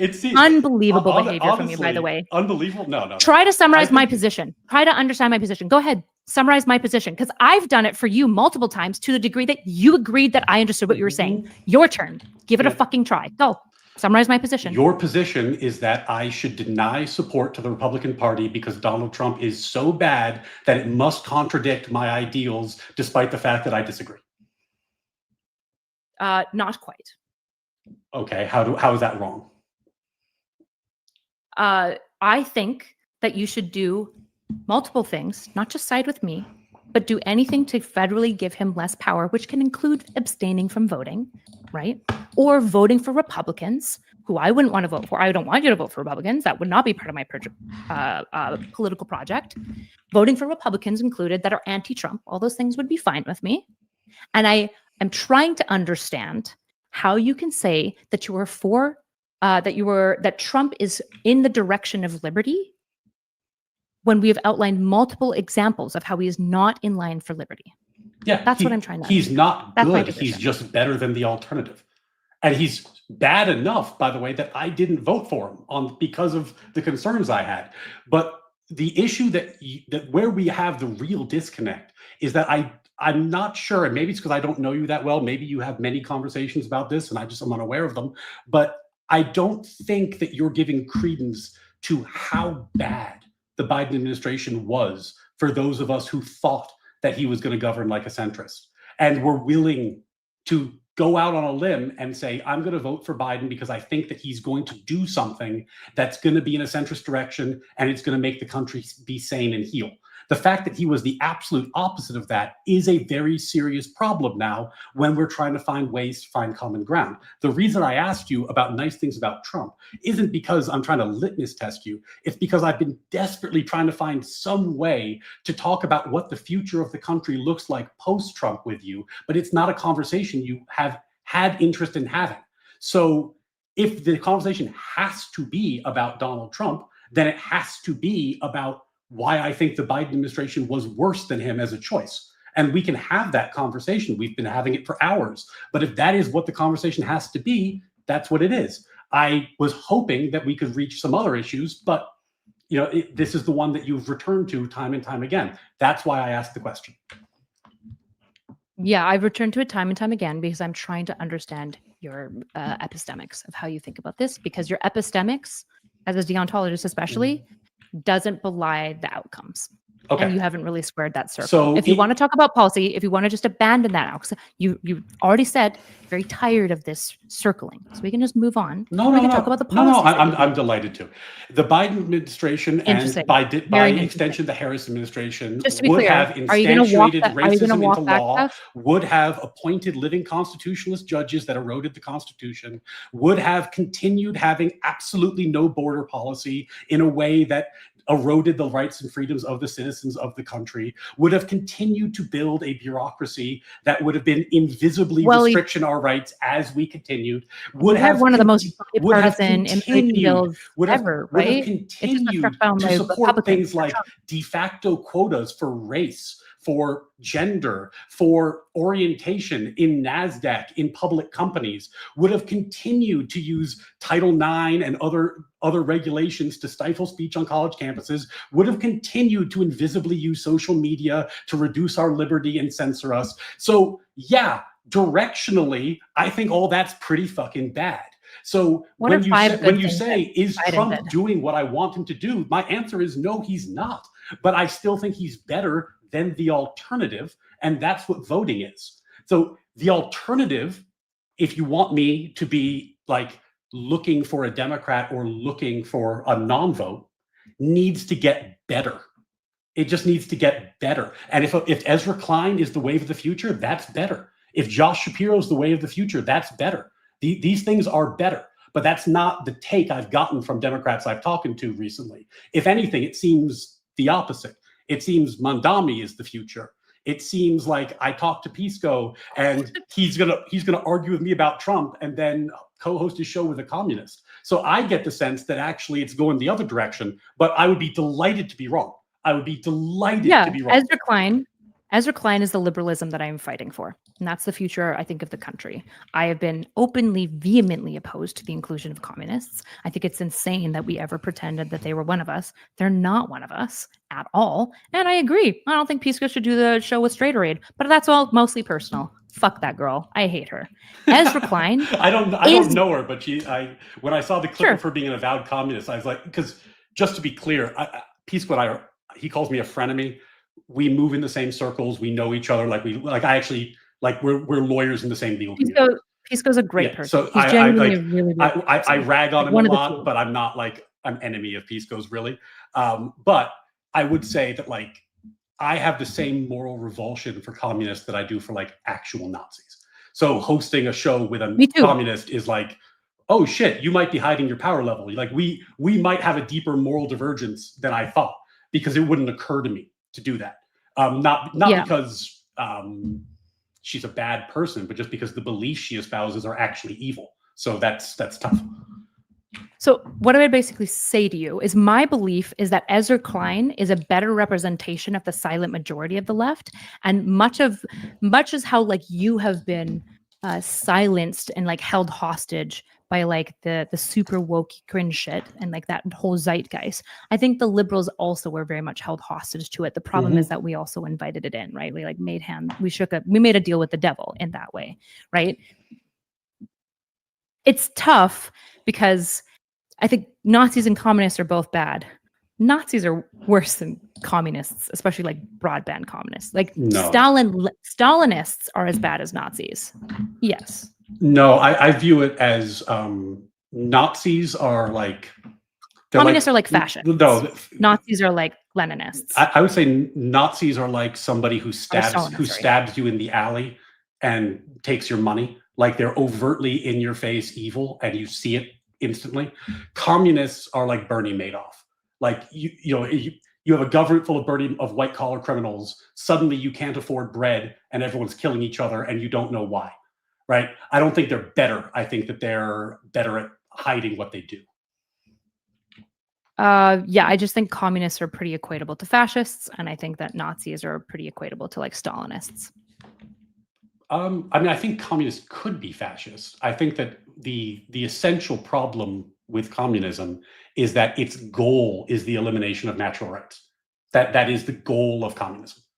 So, like, but Nazis believe in magic blood that creates like evil lineages. So Nazis are also like evil, but like I'm not trying to whitewash Nazis. I'm saying Nazis are incredibly evil, and I put communists on the same level. Not that I'm reducing Nazis and their evilness. I'm saying that they, like, in terms of body count, communists win.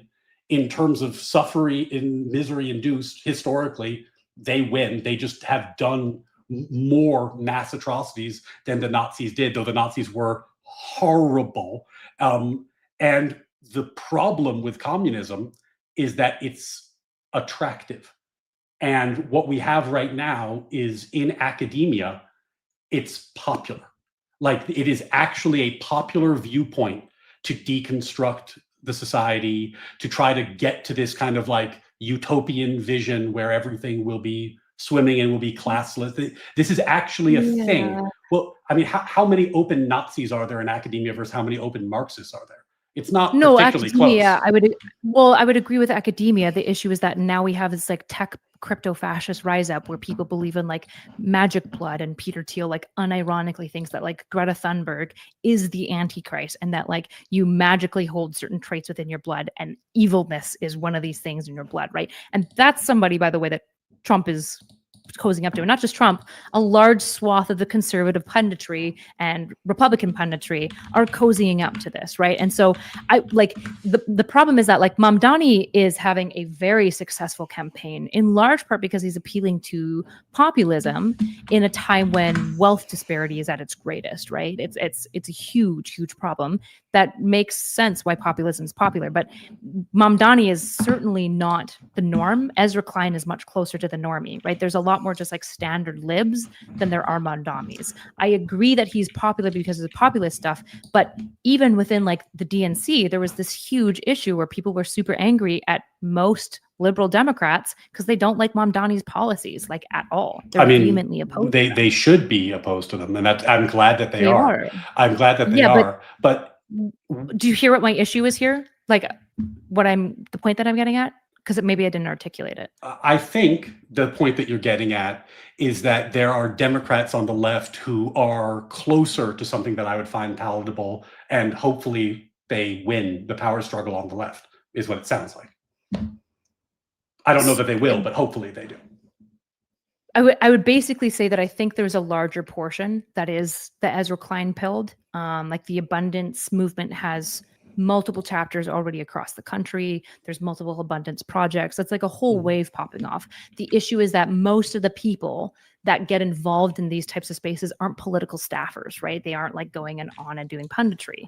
But that when you look at the Democratic Party, you've got mostly like Dems, right? We can't really treat Bernie like in any way like he's a threat that like Peter Thiel is. But when I talk to someone like Josiah, who, you know, he and I have a lot of fun conversations. I hope to have more of them. But when I talk to someone like Josiah, what he's going to tell me is vote blue no matter who. Right? Like the goal is to win, vote blue no matter who. And, you know, like I respect the game, but I don't think it's clear to me that which side of the Civil War wins on the left. I don't think it's obvious. Now, I have a preference, and I agree with you on your preference, but it's not clear to me who's going to win. And I thought that that's the team I was voting for when I voted for Biden, and that is not who I felt like I got. And, you know, my friends like Josiah and Peace Corps are delighted to tell me that he was the most progressive modern president. So I think we all agree that that's not who I got. So this is the problem, right? Like I think that there's been a rift amongst people who are on the center of their respective parties, and it's very, very hard to find common ground right now because there's not a lot of trust. Which is why I asked the questions earlier about Trump. I think that it's very hard to build trust across this divide right now. I don't really know how to do it, but I'd like to try. Yeah. So first of all, you owe me 5 good things about Biden. Did you do 5 or 3? I think you did 3. Doesn't matter. I want 5 good things from Well, Biden. then I'll get 2 more from Trump at the end. Well, you voted for him, so I'm sure you can come up with 5. Yeah. I thought that his projection of civility and a return was a good thing to run on. Like I thought that was a necessary voice at the time that I hoped would carry on into good results. I liked that he attempted to pass bipartisan bills and had more success doing that than most presidents have. I liked that he defended, or at least did not bow to people. I guess this is 2. I like that he defended the filibuster, both in terms of legislation, but also in terms of Supreme Court nominees. I think these are important guardrails, and there was a momentum to cut these things, and he did not go that direction. which I thought was a good thing for him not to do. Is that 4 or 5? I think that was 4. I'll just give it to you. Okay, I can keep going. There were things he did that I liked. It's just on the whole disappointing. And I think that is where we could find agreement, like about what kind of candidate would be a good candidate in the abstract, and especially in 2028, what we're looking for. And that I think is a really, really useful conversation to have. I think there are people on the right, and Counterpoints and I, Connor, are like very similar in this regard, though we disagree tactically. I think Connor is established in the never Trump camp, and his goal is to be vociferous in that way. I don't think it's useful to do that right now. I don't think it's useful to tell people that they're wrong about supporting the president they love. I think that what's useful is attempting to build a discourse that will lead to a more reasonable politic in the future. And to do that, I need to meet people where they are. And I need people to be okay with the fact that, yeah, they supported Biden and you supported Trump, but there actually is something we could agree on, right? And I don't exactly know how to go about doing that, but I think it's a project worth aiming at, which, by the way, is why Destiny pissed me off so much. Because if anything, he's just been throwing fucking gasoline on the fire, and he's the biggest voice I know personally. So it just made me insane that he couldn't resist making the things within his sphere of control worse.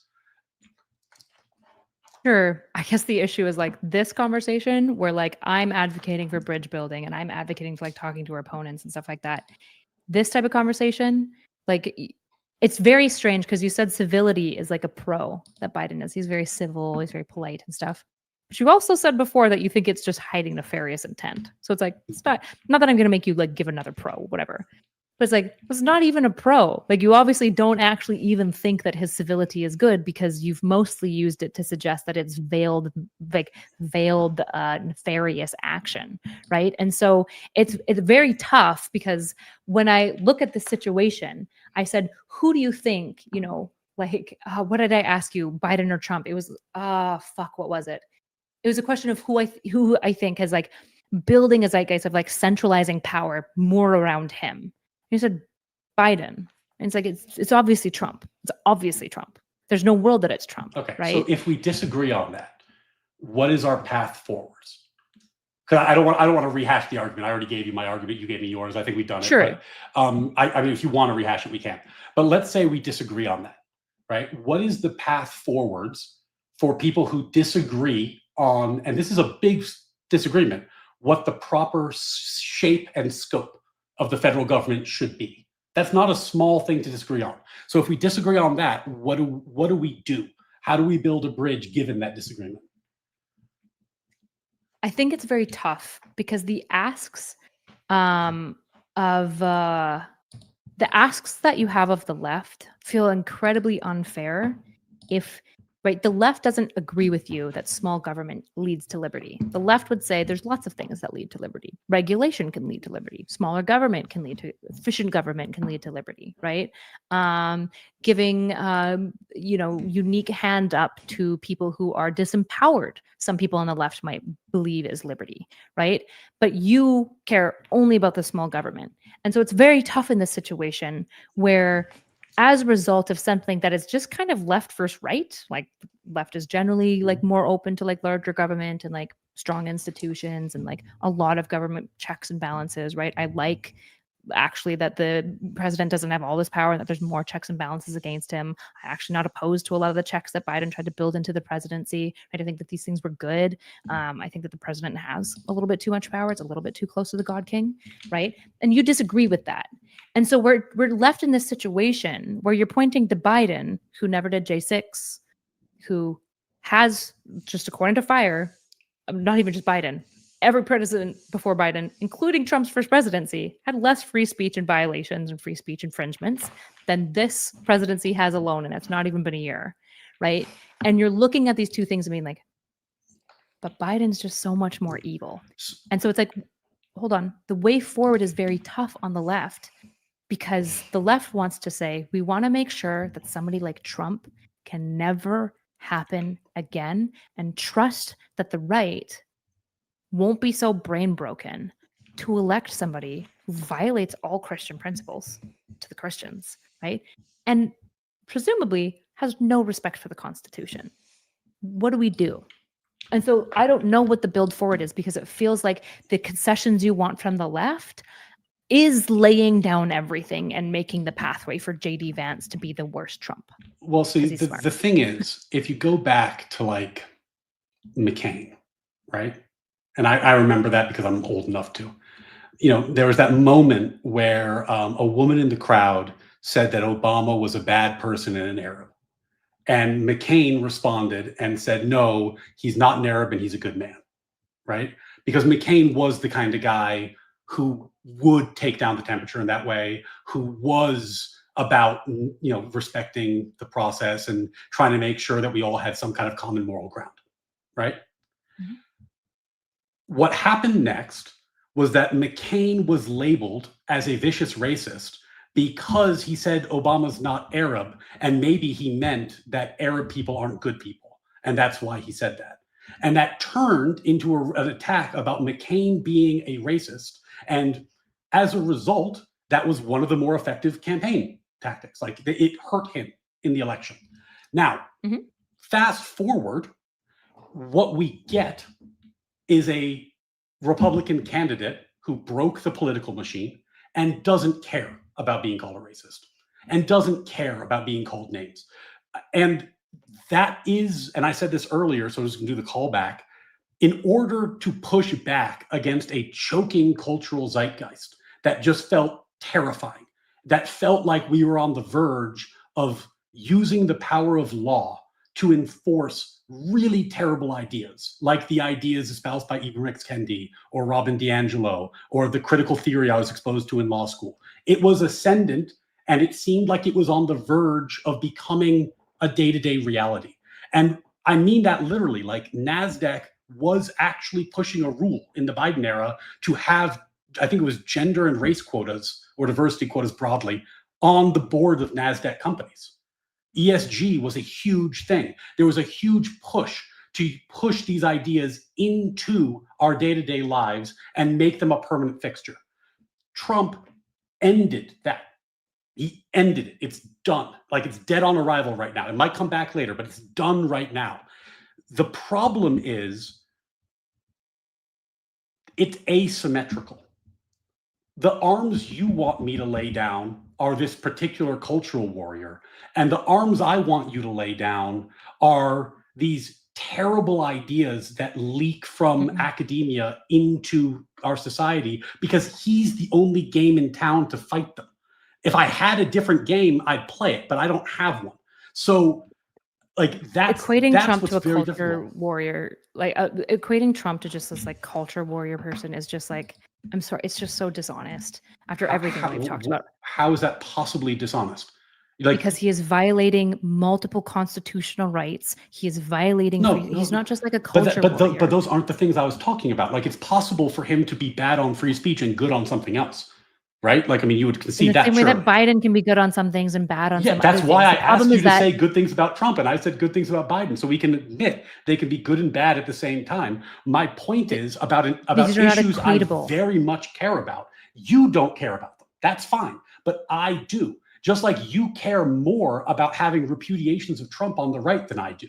But we have a fundamental difference, and I'm asking how it's possible for us to meet in the middle. But if your ask is, I need to repudiate Trump completely, that's not a useful ask. It just doesn't accomplish anything any more than if I asked you to commit to academia not having shitty ideas going forward. It's just not, it's not useful. So we need to find some way to have a useful conversation, or we can just do some blood sports about, how shitty Biden was. And we can do that if you like, but I'm trying very hard to push us in a different direction. There's no path forward, because I wish you could just convince me that your epistemics weren't completely unsound, but you can't do it. You and I are having an epistemic issue, not an ideological one, right? Comparing, like, for example, the litigiousness of Biden versus Trump. Biden could have pushed the DOJ to go so much harder on Trump. And Biden even went out of his way to pardon some people associated with J6, whereas Trump is pressuring people who have no case against Comey or Letitia James to prosecute his enemies, right? And so this is where we're running into, where it feels like you're being like, man, between Biden and Trump, like Biden's just so much worse. Can't you understand that? And I'm like, I can understand the left-right paradigm where you disagree politically just with like Biden being left, and it seems like you're not as left or as you at least used to be, right? The left values. That's fine. You don't have to be. The issue is we're running into this epistemic where you're saying, actually, he was also more of a threat to authoritarianism. He was trying to like undo, cede power towards him so that the executive branch would be undismantleable and have superpower or whatever. Not that you've literally said these things. I'm equating this to Trump, right? And so we're running into this issue where epistemically, you unironically think that Biden is worse than Trump, is how it seems. I'm not epistemic. I do think Biden is worse than Trump, but like the point. Just to be clear, that's the same thing. Okay, sure. So I don't know why it doesn't have to be that complicated. Like I thought the Democrats deserved to lose the election. Like I would have voted for any other Republican. So yeah, so I won't use fancy language. I won't use any fancy language or philosophy. Epistemics means you believe in something, right? What do you have a degree in? Psychology and psychometrics. I have a degree in philosophy. So I'm okay with philosophy. It's just not a philosophical issue. The issue that you were talking about is a tactical one, which is if your concession to have a conversation about bridge building must be repudiating Trump, which it appears to be, then there isn't a way forward, and I should concentrate my effort on building bridges on the right. What I was hoping is that we could have some kind of dialogue about how you could build bridges across party lines. But the barrier I keep running into is if the price of entry is that I have to just say I just have to lie and say all these beliefs I have, I don't hold. Then again, what's the point? If you want to talk to me, talk to me. I haven't said that you just have to run around. No, stop. Yeah, you said that I am wrong. My turn now. Oh, Jesus Christ. First of all, your turn. Seriously, this is how tit for tat works. I don't know why you keep on having like these little sway moments. Okay. First of all, if you have a degree in philosophy, I don't know why you got weird at all about me using epistemically, because you obviously understand what I'm saying. So I don't know why. It's not an epistemic issue. I understand it. I just disagree with you. I am telling you, it is an epistemic issue. Is off the charts. Go ahead. It is an epistemic issue because I cannot understand how you believe in these things. That's the problem that we are running into. That's why it's an epistemic issue. Following? So the thing that I am running into is that essentially you're saying that Biden is worse than Trump. I don't need you to run around and say Trump is evil, he's a fascist, and I hate him, and all my friends hate him, and we do dance parties where we talk about how much Trump sucks. I don't need any of that. The issue is that if we cannot agree that Trump is a greater threat to the American democratic process and to the American democracy and the American project, then I don't know what the bridge forward is. That's exactly what I just said 5 minutes ago. You just said if I can't admit that Trump is worse, then there's no bridge to build. We could have saved a lot of time if you just agreed that that's what you thought. Like that is what you think. It's fine. That's what you think. But that's what I was pushing back against. It's not an epistemic issue. You just don't have the same value system, and you don't think the things that I find are threats are threatening. We're comparing values, but we don't have the same values. I actually agreed with you multiple times about Biden oversteps and thought that was threatening. But this is not an epistemic problem. It's a problem about there are trade-offs multiple times throughout this conversation. You weigh them differently. Like that's not epistemic. That's literally just we think differently. We have a different take on how good or bad things are. No. You think that liberty is your deontology. And then I'm outlining ways in which Trump is a large threat. Liberty is not my deontology. Liberty is one of the natural rights. It is not all of them. Oh my God. Yeah. And one is included in 3. Good refutation. Okay. Liberty is one of your deontologies. It is a principle. Yes. It is a principle I hold to. Yes. Okay. Continue. Gotcha. Good job. Good job clarifying that. Well, if you're going to frame my beliefs, you could do it correctly. Go ahead. Is liberty not one of your deontologies? It is, but you said the. You said a singular. It is one of several. Continue. Gotcha. Okay. Yeah. If you actually thought that I thought that that was your only principle, like, I guess we can just stop talking now. Because there's no way that you're you responding to me in seem good faith desperate at to all. end the conversation, and if you'd like to, that's totally fine. But if What I you're going to am asking require for me is for you to convince me of your epistemics on Trump. I have no interest That's in what I'm convincing you in your asking for. epistemics. This isn't to prove me wrong. Like, why on earth would I think that I would approach a conversation and convince you to abandon your political beliefs any more than you could convince me? Like, No, of the your point. own. The I'm thing, asking you to convince me that you're not being unsound. okay, I'll try this again. Rewriting the Constitution by judicial fiat is a worse threat to the American proposition than anything Donald Trump has done. That by itself is a dispositive issue for an originalist. But the building of an administrative state that is unaccountable to the people and will rule as they did through the social media censorship episodes is an invisible threat that is difficult to combat through the democratic process. It is terrible from a liberty perspective. It is terrible that the Biden administration was going to use the force of law to create race and gender quotas in different sectors of the economy by either using direct policy or by simply not defending liberty when they had the opportunity to before the courts. It is a problem for me that the Biden administration thinks that they could cram down on the entire country on local healthcare decisions by executive fiat.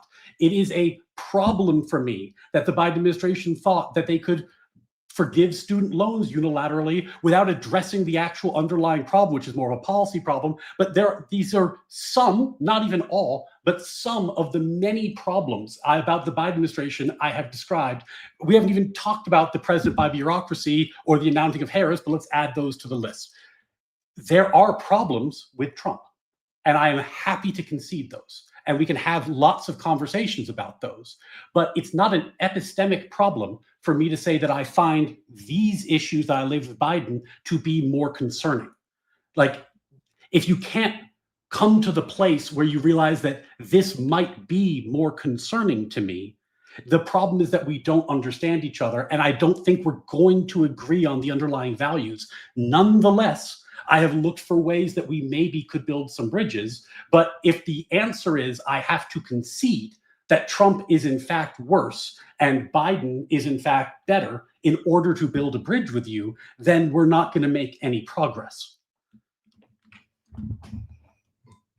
Yeah, gotcha. I'm not really sure what to do at this point in the conversation. Like, the fact that I said the deontology and you just like jumped down my throat around like singularity, which the doesn't imply singularity, makes me feel like at this point the conversation's probably broken down. Again, I'll say it again.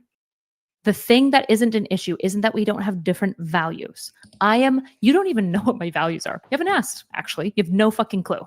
We've not even gotten to that because it doesn't seem like you're interested, which is fine. You don't need to be interested in my values. You have no idea what my value system is. I have been interrogating your value system. Erudite, you speak publicly for a living, right? Are you going to tie this in to being meaningful, or is it just going to be a snide remark? No, I'm just like, do you think it's possible that I might have a sense of what your values are and what you've said before? Because, I could have looked at what you said and understood it. It doesn't seem like it based on multiple accusations you've made of me. No. Multiple times in this conversation where you said that I'm just trying to have a struggle session and blah, blah, blah, blah, blah. And I basically had to spank you, lay you over my knee, and spank you in the bum. You are trying to have a struggle session. You've admitted that the only way we could build a bridge is if I admit that Trump is worse than Biden. That's a struggle session. What the fuck else would that be? That's a struggle session. It's not if you admit. It's that you outlined to me the epistemics by which you come to this conclusion. I just did. Do you want me to respond to you, or do you want to talk over me? What would you like to do, sir? Maybe both.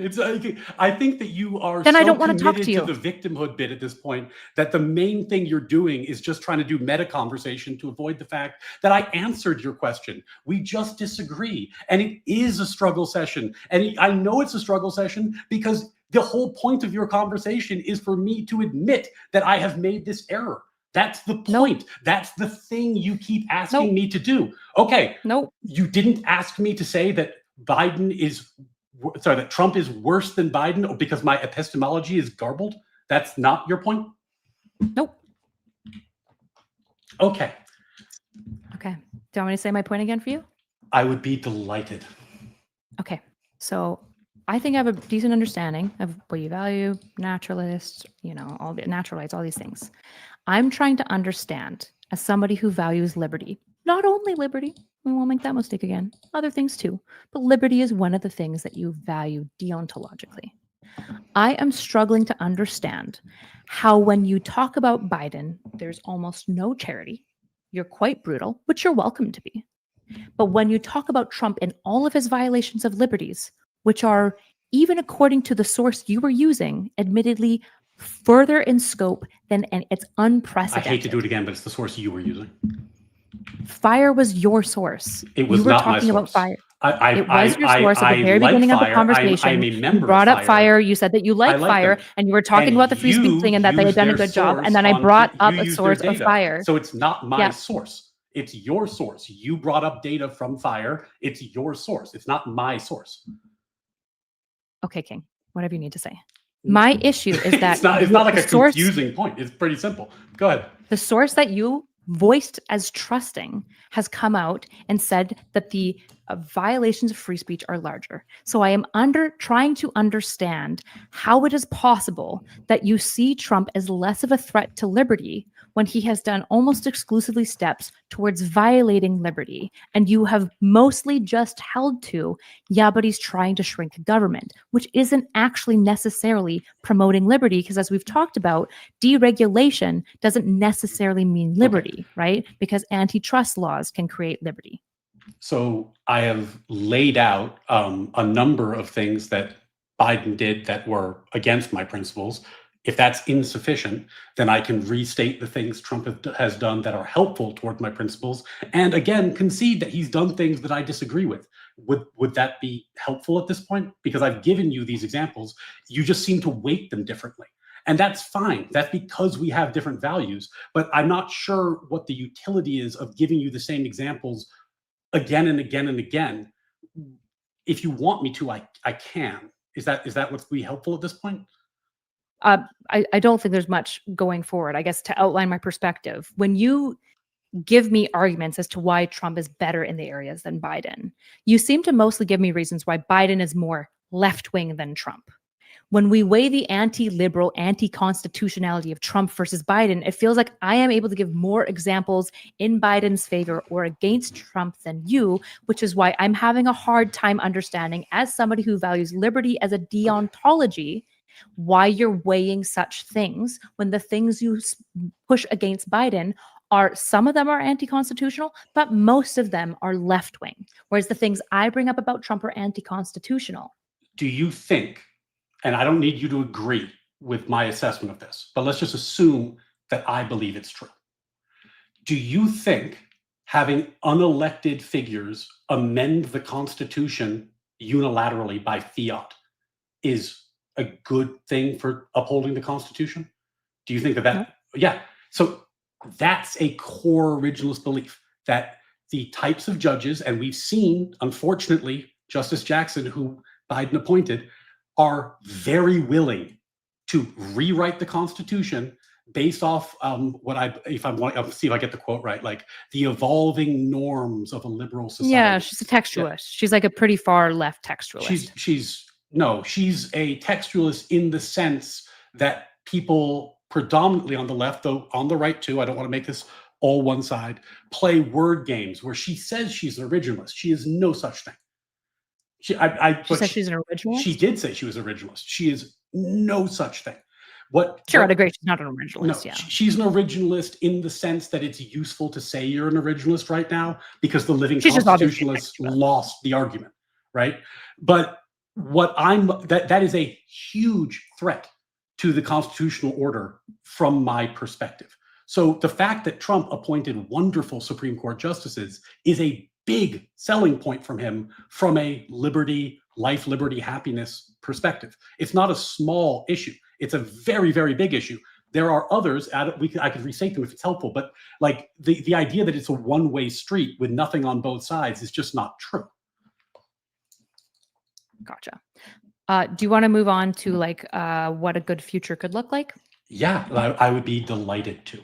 I would be delighted to.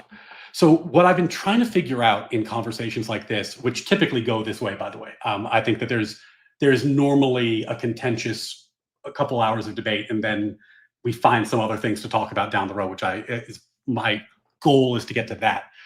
What I'm hoping to talk about is in like a post-Trump world, so 28, and let's assume that we don't have some doomsday scenario where he's on the ballot in 28.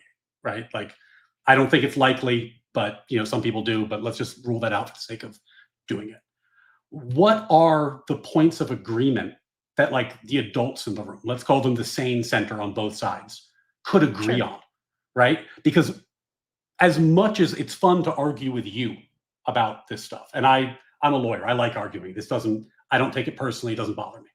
But the real threats that I see that I'm really, really worried about are what I would refer to as the woke left and the woke right. You brought up Christian nationalists earlier. Like, there are real threats lining up. And I don't know that either the center right or the center left is numerous enough to defeat them. Like, I see them gaining ground. It doesn't look like they're losing ground. It looks like they're winning right now. That's how it looks to me. So what is it that sane centrist types could agree on without having to get into purity tests and struggle sessions? Like, what could we do to find some commonality? I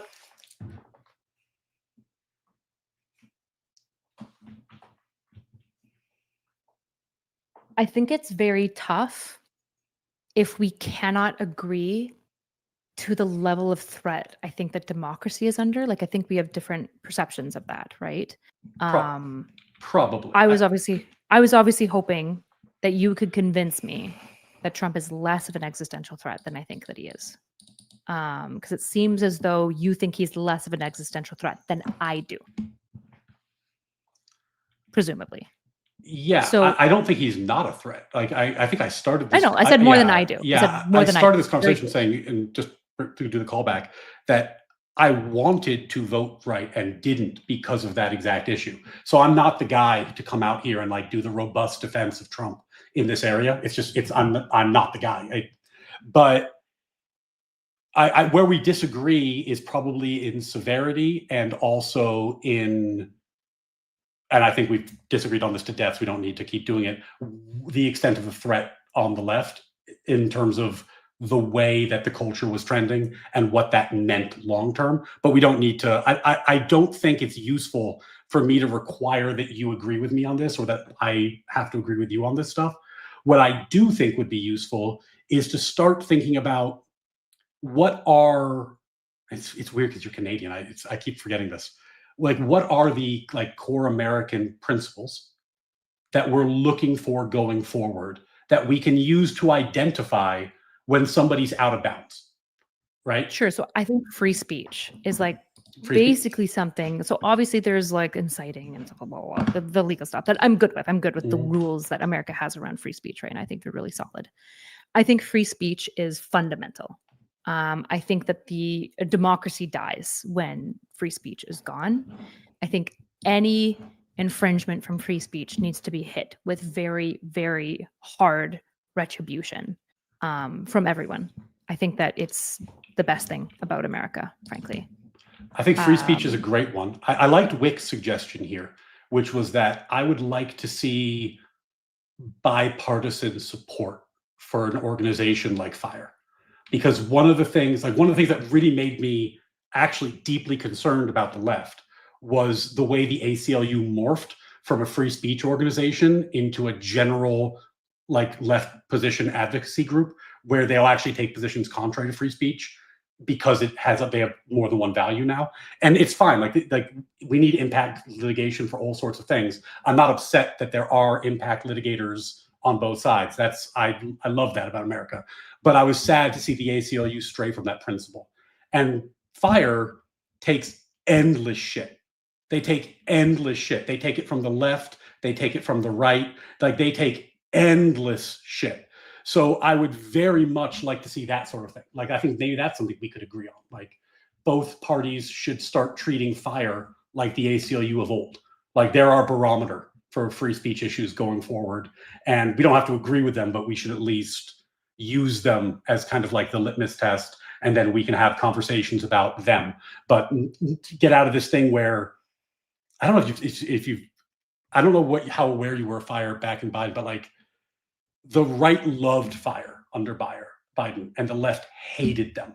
And now the right loves them sometimes, but mostly hates them, right? And it's like, it just flip-flopped mostly. It's like, and people are inconsistent with that organization. So maybe that's the point of commonality. Yeah, I think also basically, speaking of strong left, strong right, basically we need liberals to recapture pop culture from leftists. Like right now, it feels like the left is like the furthest center you get in the like the pop cultural zeitgeist is like the corporate elite, like the East Coast elite essentially, and then included in that is like Marxist Leninists. I think it should shift in such a direction so that like Marxist Leninists, I don't know if I'm making this image very clear, but okay, we've got this paradigm. Okay, we've got the corporate coastal elite, and then I'm inverted for you. You can probably understand. I can figure it out. And I'm like here, I'm a lot more moderate. Okay, and then over here we've got like Marxist Leninists, and then like off the chart we've got like the Stalinists. Okay, Stalinists are not included already, right? We've chased them out. Everyone thinks it's bad to be a Stalinist. Marxist Leninists, we kind of fuck with them. I think that those should be our fringe elements where we're like, they're kind of crazy. We might work with them on very specific activities like a labor union issue or something like that, but like they're not in the party. Like they're kind of like the freaks that we work with sometimes, right? And it should move a little bit more center to include like the moderate normie plumber or like libertarian intellectual with left social predilections, essentially, you know, like the libertarian who's like really chill about like gay trans shit.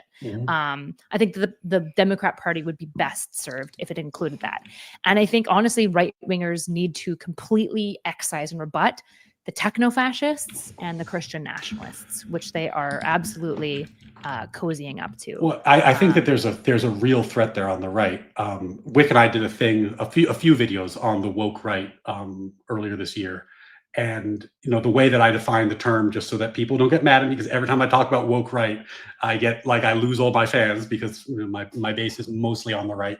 But the way I define that is that if you are invoking identitarian or collectivist grievance to undo the American moral proposition, you're woke, right? And I don't like that on the left when they say our founding fathers were racist. We can like all the documents they treated were trash. We should tear down the statues. I don't like it on the right when they say, you know, we should, you know, enact a purity test where you can only get elected to office if you're baptized or like whatever the version of that is.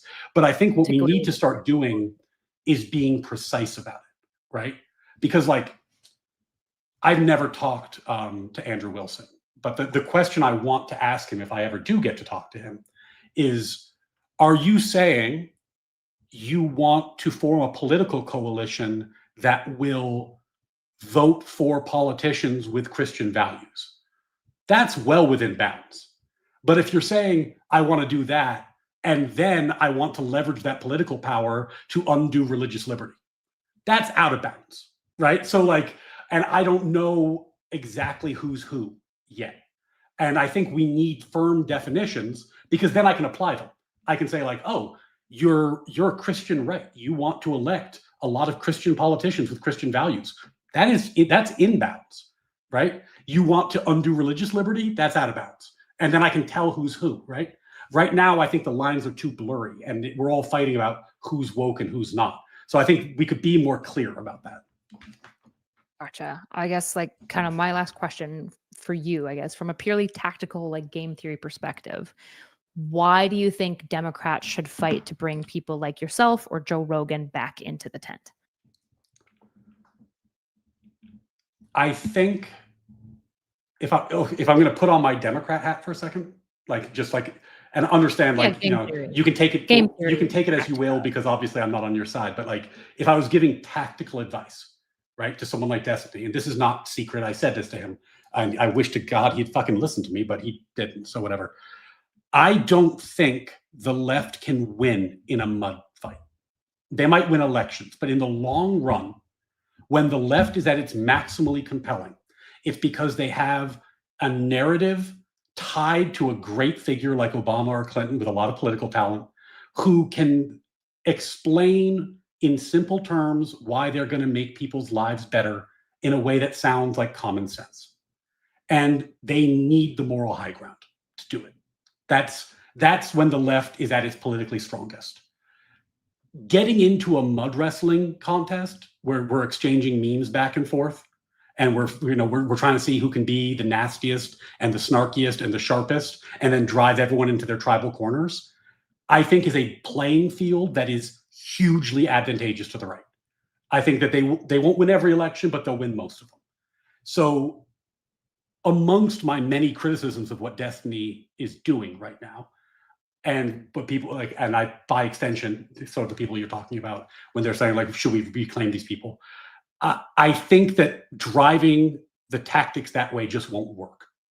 So take that for what it's worth. But I don't see a path to long-term success for the left doing that. Sorry, I should have clarified this. Not so much how we do it. I think I asked you practically, but what I meant more so is practically, why should the left pick you or Joe Rogan over Mamdani and Hassan? Oh, I mean, I would hope, because people who occupy the position that like Joe Rogan does or that I do share the common American proposition. We believe in it, right? We actually believe that like the moral principles espoused by our founders exist today. And this really does matter. And it does because America is a propositional nation. We're founded on a particular philosophy. And when I get very frustrated debating people on X or whatever I'm doing, when I'm talking to someone on the woke right or the woke left, their first argument is always, we want to abandon the founding philosophy, right? That they need to do that because that lets them replace it with whatever bullshit they're spouting. But we're very vulnerable to that as a country because we don't have an ethnicity to fall back on. We don't have a religion to fall back on. If you take away our founding values, we are not one country anymore. We're just different people floating around with a shared government. So there's a vulnerability here. And people like Mamdani, people like Hassan, they want to reject the proposition.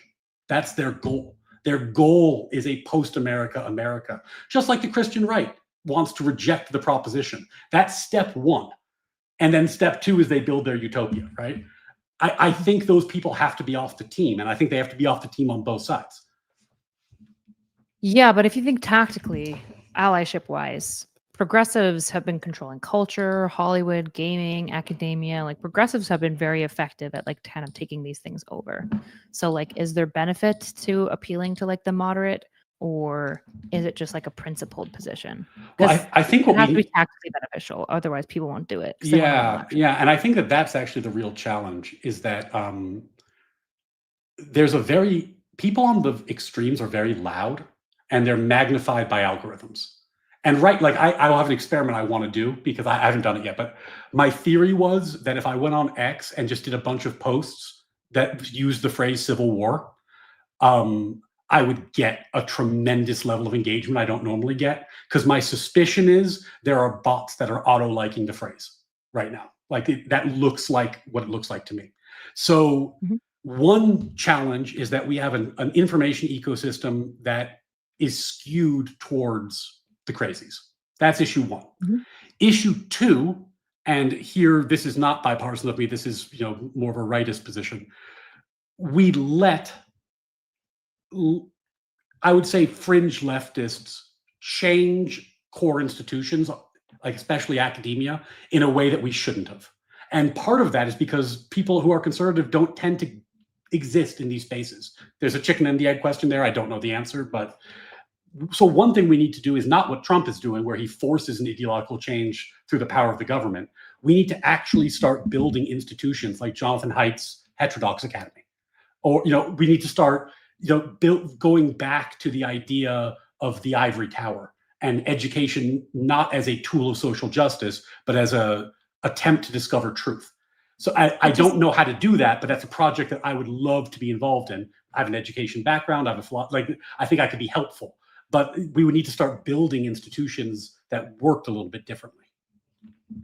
Yeah, it's just it just seems like people are getting less philosophically grounded, not more, and the environment media, as you said, because of bots, is less coherent. Like, frankly, if we're talking about like principles, Republicans like barely flinched at the Epstein stuff, which like should be basically a nuke for the party that Trump came out being all for it. Pam Bondi promised it, and we've basically gotten nothing.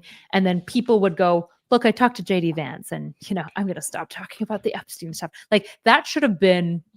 Oh yeah, I agree. It depends on the Republican though. Like Thomas Massey's my current favorite Republican. He's up in arms about it and throwing, holding votes and hearings. So it does depend. But I mean, by and large, I would agree with you that should have been, and I think actually it is a big deal in some ways. Like, I don't know that it's going to accomplish all that you hope that it would. But if you talk about someone like Rob Noor, right? Like Rob Noor is upset about the Epstein thing. Now, the Charlie Kirk thing kind of washed that out in many ways. But like prior to the Charlie Kirk assassination, Rob was on the warpath about this. And, like Rob's about as populist right as you can get. So, I think there was concern there. But he abandoned it because college students were bad about Kirk. And I agree, college students and a number of pundits were bad about Kirk, but most of the pundits and most of the Democrats were good about Kirk. And it doesn't actually change that the Epstein stuff happened, right? Yeah, so like, this is why the principle thing I'm talking about. This is why I got so fucking frustrated with Destiny. Because like, I mean, beyond the fact that his game theory analysis is just fucking wrong, which is like that's more of an intellectual topic, but like he's just doing it wrong, which is one problem because he's resting his whole theory on it. The central point there, because people talk about like left violence or right violence and they have stats and the motive of the shooter and all kinds of other things. If you're at a funeral and you make fun of the widow, you're an asshole. That's actually the point, right? And just like when the fucking Free Palestine people are like, if I punch a baby, it's fine as long as it draws attention to the genocide. It's like, no, it actually isn't, because it makes people think you're an asshole. And the reason I got so fucking mad at him is that I wasn't asking him to change his politics. I was just asking him to show grace. And because I think that's all we can do, right? Like, I can't expect that you and I are going to agree, right? I don't think that's possible. I do think it's possible for me to have a pretty contentious conversation with you and then show grace and try to move towards something else. Like, I think that's possible. And that's the way we could move in this direction. And there's not very many people who are honestly trying to do that. I think there's a lot of people who are making lip service in that direction, but that's what's required. And it's difficult. It's hard. It took us, 3 hours? Yeah. Yeah. I don't know. There's just something tough about this because in many ways I'm actually ironically in a similar place where my own in-group is alienating me super hard, right? Like DGG, for example, obsesses over like any counterpoint that I bring up to Destiny's like strategy, despite the fact that I've been very open that I disagree with them for the whole time. But they don't seem to care when I like pop off fighting conservatives, right? Like it's all they care about is like the couple of like subtle errors, right? So I'm very, very frustrated. But I've already done this song and dance of like my principles versus my tribe with Christians, right? Where like I hate the Christian tribe. I don't identify with Christians. I am a Christian.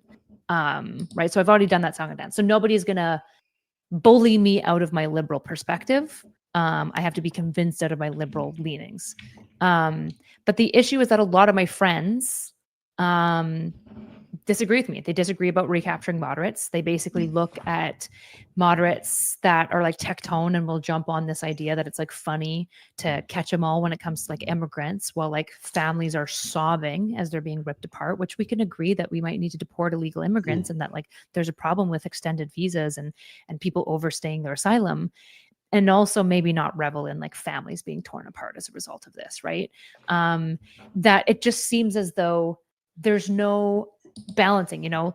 It's really tough to not just basically give up and do the Destiny tactic when it's like Tectone will experience more or less nameless Twitter accounts celebrating Kirk. Be like, time to be a Republican, fuck trans people, fuck black people. And it's just like, what are we doing here exactly, right? It seems very, right? The left points this out a lot. It seems like everyone wants to hold us to a higher standard than Republicans, right? Republicans can mock Pelosi's her husband's brutal assault. They can basically roll their eyes at Hortman or just deny that it was their side that caused it, right? They're just like, hey, he was actually Tim Walz staffer, even though like he had voted for Trump for multiple years in a row, right?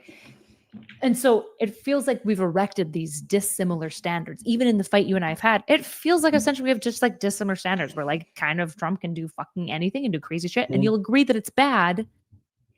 And you're like, yeah, but look at these leftists. They're such assholes. And it's like, what are we doing here? I'm trying to build an argument for this narrative that talking to the moderates is worth it, that we should build a coalition with democracy-minded, moderate people that maybe don't agree with us on all sorts of things, but we can agree about some certain things. But it's tough. My peers' arguments are compelling. They hold a lot of weight. Well, let's. I mean, I think I can't convince myself that they're wrong. I think that, but I think even in that conversation that you just, the conversation we're having, there's possible prescriptions, like in terms of like policy that we could advocate for.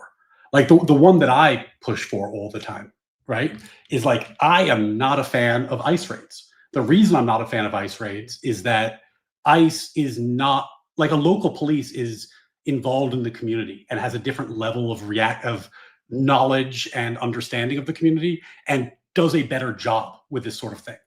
ICE is essentially a paramilitary group. Like ICE raids are going to result in exactly what you expect, which is going to be a bunch of very sad stories and a bunch of kind of troubling images. It's going to be what that is.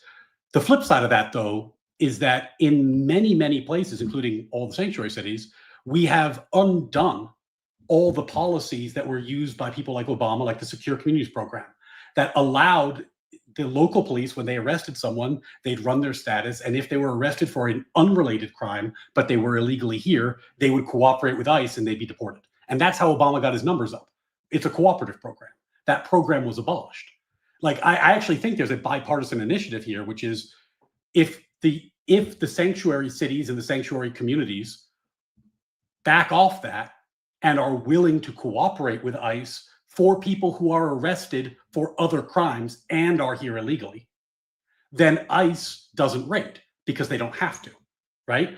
I would love to get on board that sort of thing. I think there is common ground there, but I don't know if either side's willing to make the concession. So I'll just throw it out to you. What would you think of a proposal like that? Like, we'll give up the raids if you give up the kind of like the refusal to cooperate with the federal authorities on this. Yeah, I mean, I think I would be totally open to that. I'm not a big fan of ICE. I think it's a pretty insane body to exist. I think the fact that it is funded more than, I think, like 6 or 7 combined law enforcement agencies is insane. Yeah, I'm open to it. I would have to think about it more though. Yeah, I don't know. I kind of just want like a complete audit and overhaul of ICE. I think it's like a pretty disgusting. Well, but that's what I mean. Like, in order for us to like reach common ground as like, I think we occupy from this conversation roughly the center of our respective affiliations, right? Though I'm technically an independent, but for the sake of the conversation, I think we're roughly centrist in many ways.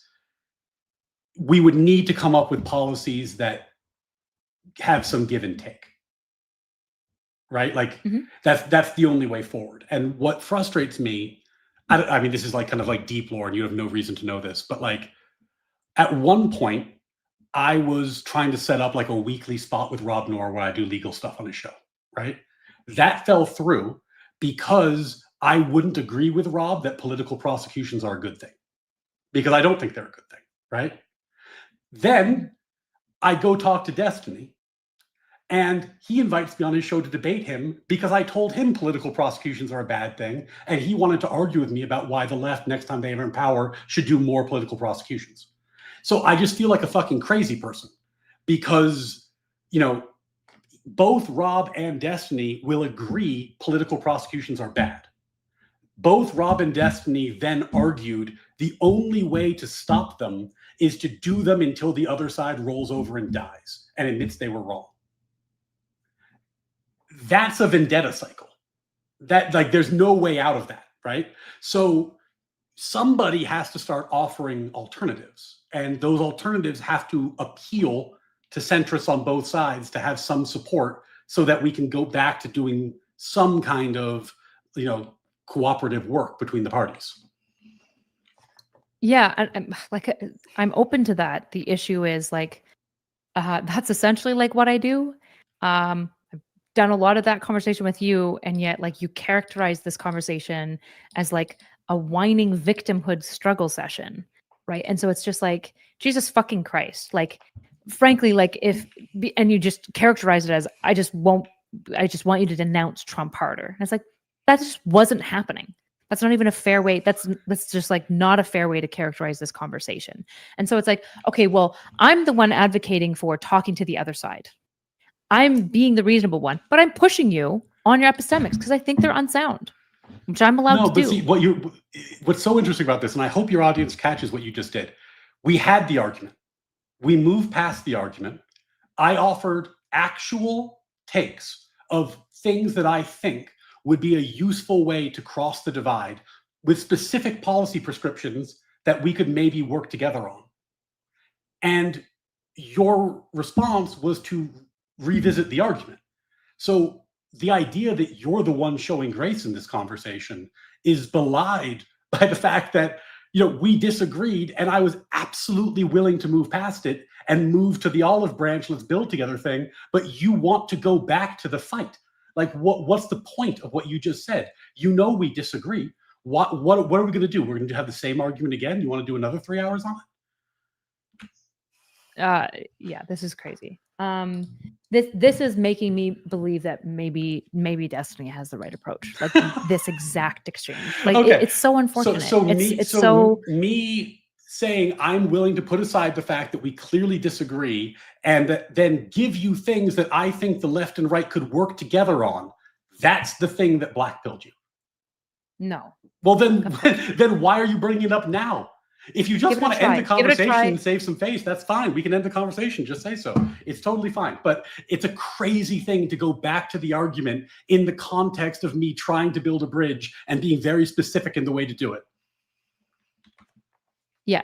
Again, if you would like to like reframe this whole thing, I'm revisiting this because I'm outlining to you why I am fearful that I am wrong. Right? Because I think you and I want the same thing, which is like coalition building, these sorts of things. But my peers make some pretty compelling arguments. And the way that you consistently would reframe this conversation makes me go, if this is moderates and we can't even begin at a state of being genuine, then I don't know what to do. Honestly, if you think that a conversation with me is so fucked up and that what I've been offering is like irreconcilable with your positions, given that I've been overtly attempting to build bridges the whole time, I think you will struggle talking to people who are more conservative and more MAGA than me. But I'm suggesting that maybe we have to find a way to do this without revisiting the points of disagreement endlessly, because we know they exist. That doesn't seem to be something that's possible for you, which is a bummer. But if it changes, you know where I live. Well, you don't know where I live, but you know where to find me. I'd be delighted to have the conversation because I think there actually is room for this and I'm optimistic about it, but it can't be the sort of thing where people just have to concede to each other and just say, no, I guess I was wrong about everything. Let me lay down my arms. I think what we have to do is find ways that we can be productive and say, I see a policy that would be better and get both sides better to where they are today. And maybe we could focus on that. It does not seem to be interesting to you, but I would be delighted to have that conversation if you ever want to. I offered you multiple things, conceded multiple things. I don't, again. So why are are we back on this? We were talking about policy. We talked about ICE. I'm sure there's others we could come up with. I explained to you exactly why I'm reacting to this right now. Did you not track it? No, I tracked it. I just think that we were in the middle of a conversation about policy, and you went back to your let's not call it purity testing. Let's call it epistemic disagreement, right? Which was the thing we fought about for the whole point of the conversation. And I think if you go back and watch this, you'll see that I dramatically changed tone when we got out of the debate section and was overtly trying to be friendly, to be welcoming, to focus on points of agreement. And then you went back to the thing that we disagree about. I can only assume that your reason for doing so is that you would prefer that we disagree. Because there's stuff that we do agree on, and I think we could be reasonable. And this is, and I don't know that you're doing this. I'm not ascribing this to you, but I will say the reason I irritate people on the left so much, they get madder at me often than they do at like diehard MAGA types, is because I'm reasonable and because I'm willing to have a conversation, and it boggles their mind that I still disagree with them. But I'm willing to have the conversation if you are. So I'm blackpilled by you continually making the veiled accusation of me coming to you in bad faith and forcing you into a struggle session when what I actually wanted to do is get you to convince me that we are living in the same reality. And if you and I can't agree on some semblance of a shared reality, it's very hard to have hope for the left-wing base to do so with the supposed moderate. That's what a struggle session is. A struggle session is saying to someone, unless you change your position, we do not occupy the same reality. That's what a struggle session is.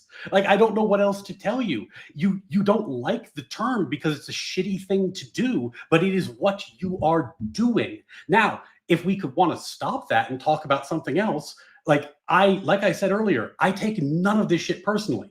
The fact that I believe, whether you believe it or not, that you've been attempting to struggle session me for fucking 3 hours is not something I will hold against you. And I will, in fact, continue trying to work on shared understandings, even though I find it irritating, because I am not the kind of dude who holds grudges that way.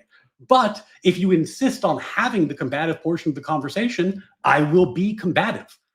I'm not averse to being combative, but I don't think you actually want to have the productive conversation. I think you have decided that it's not worth having for whatever reason. I don't know your heart. It's not worth having, and that's fine. So you think that I'm being bad faith? I don't know what you believe well enough to accuse you of that, and I'm actually fairly careful with those accusations, so I wouldn't go that far. But I think that you are more interested. You're saying I'm coming to you in the conflict than the resolution. Pretenses. No, you said that I'm coming to you under false pretenses and do not care to understand what you're saying and actually just want to rip concessions from you. I think you want a struggle session. You have said that we have to find the same reality. That is the language of a struggle session.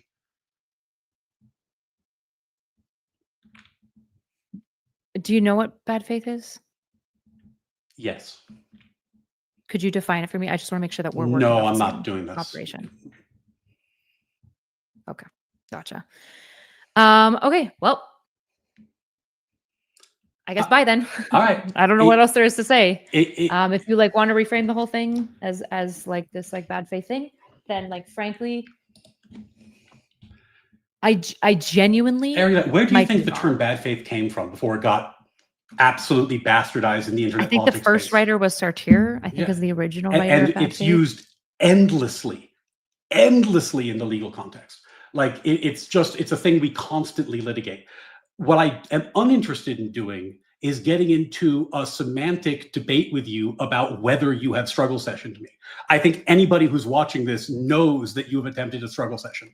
I don't think it's worth having it. I just experienced it for 3 hours.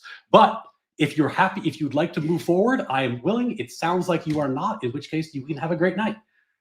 Yeah, it's hard to work with people who are basically accusing you of being in bad faith. Yes, It is also hard to work with people who are struggle you're doing the sessioning you. Biden thing. But the issue is, though, you're making it seem like I'm saying I really want to rip concessions. No, from you, and that's not really what I'm trying because to do. That's what a struggle session is. This is the fucking problem on the left. It's this conversation. It's what Ezra Klein, your boy, called the sneering, condescending attitude that is the Achilles heel of the left, where they'll say something like Obama said, we want judges who rule with empathy. But what he means is we want judges who will rewrite the Constitution. And you say, I just want to understand you. I just want to know your epistemology. But in reality, what you are doing is a struggle session. And no amount of wordsmithing will change that. So if you force me to get into a combative mode and talk about what you are doing, I will call it out. But I was absolutely the one attempting to move past this, and you're the one who came back to this endlessly. So enjoy it. I came back to it endlessly because you asked me for examples. You asked me for examples where I think, yes, you did. About policy on ICE, and you jumped back to this unprovoked. There's no fucking universe. Go back, watch this when we're done. Why did I bring this up? Why did I bring this up? Why did I bring this up? You want the struggle session. You want. Okay, so you're saying I'm bad faith. Now I'm willing to. You're just saying I'm bad faith. Yes, now I am. Okay. If that's what you're saying, I just want to be super clear. I just want to be super clear. I just want to be super clear. I know you're leaving. You are proving to me. No. Holy Christ. Holy Christ. Okay, that was unbelievable.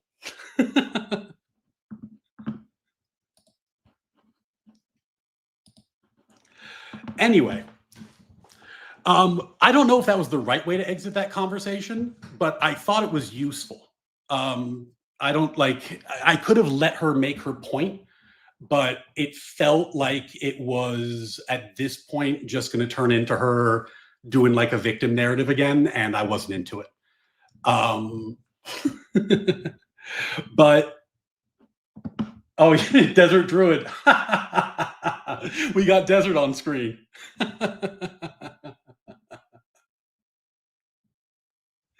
Look at that beautiful man.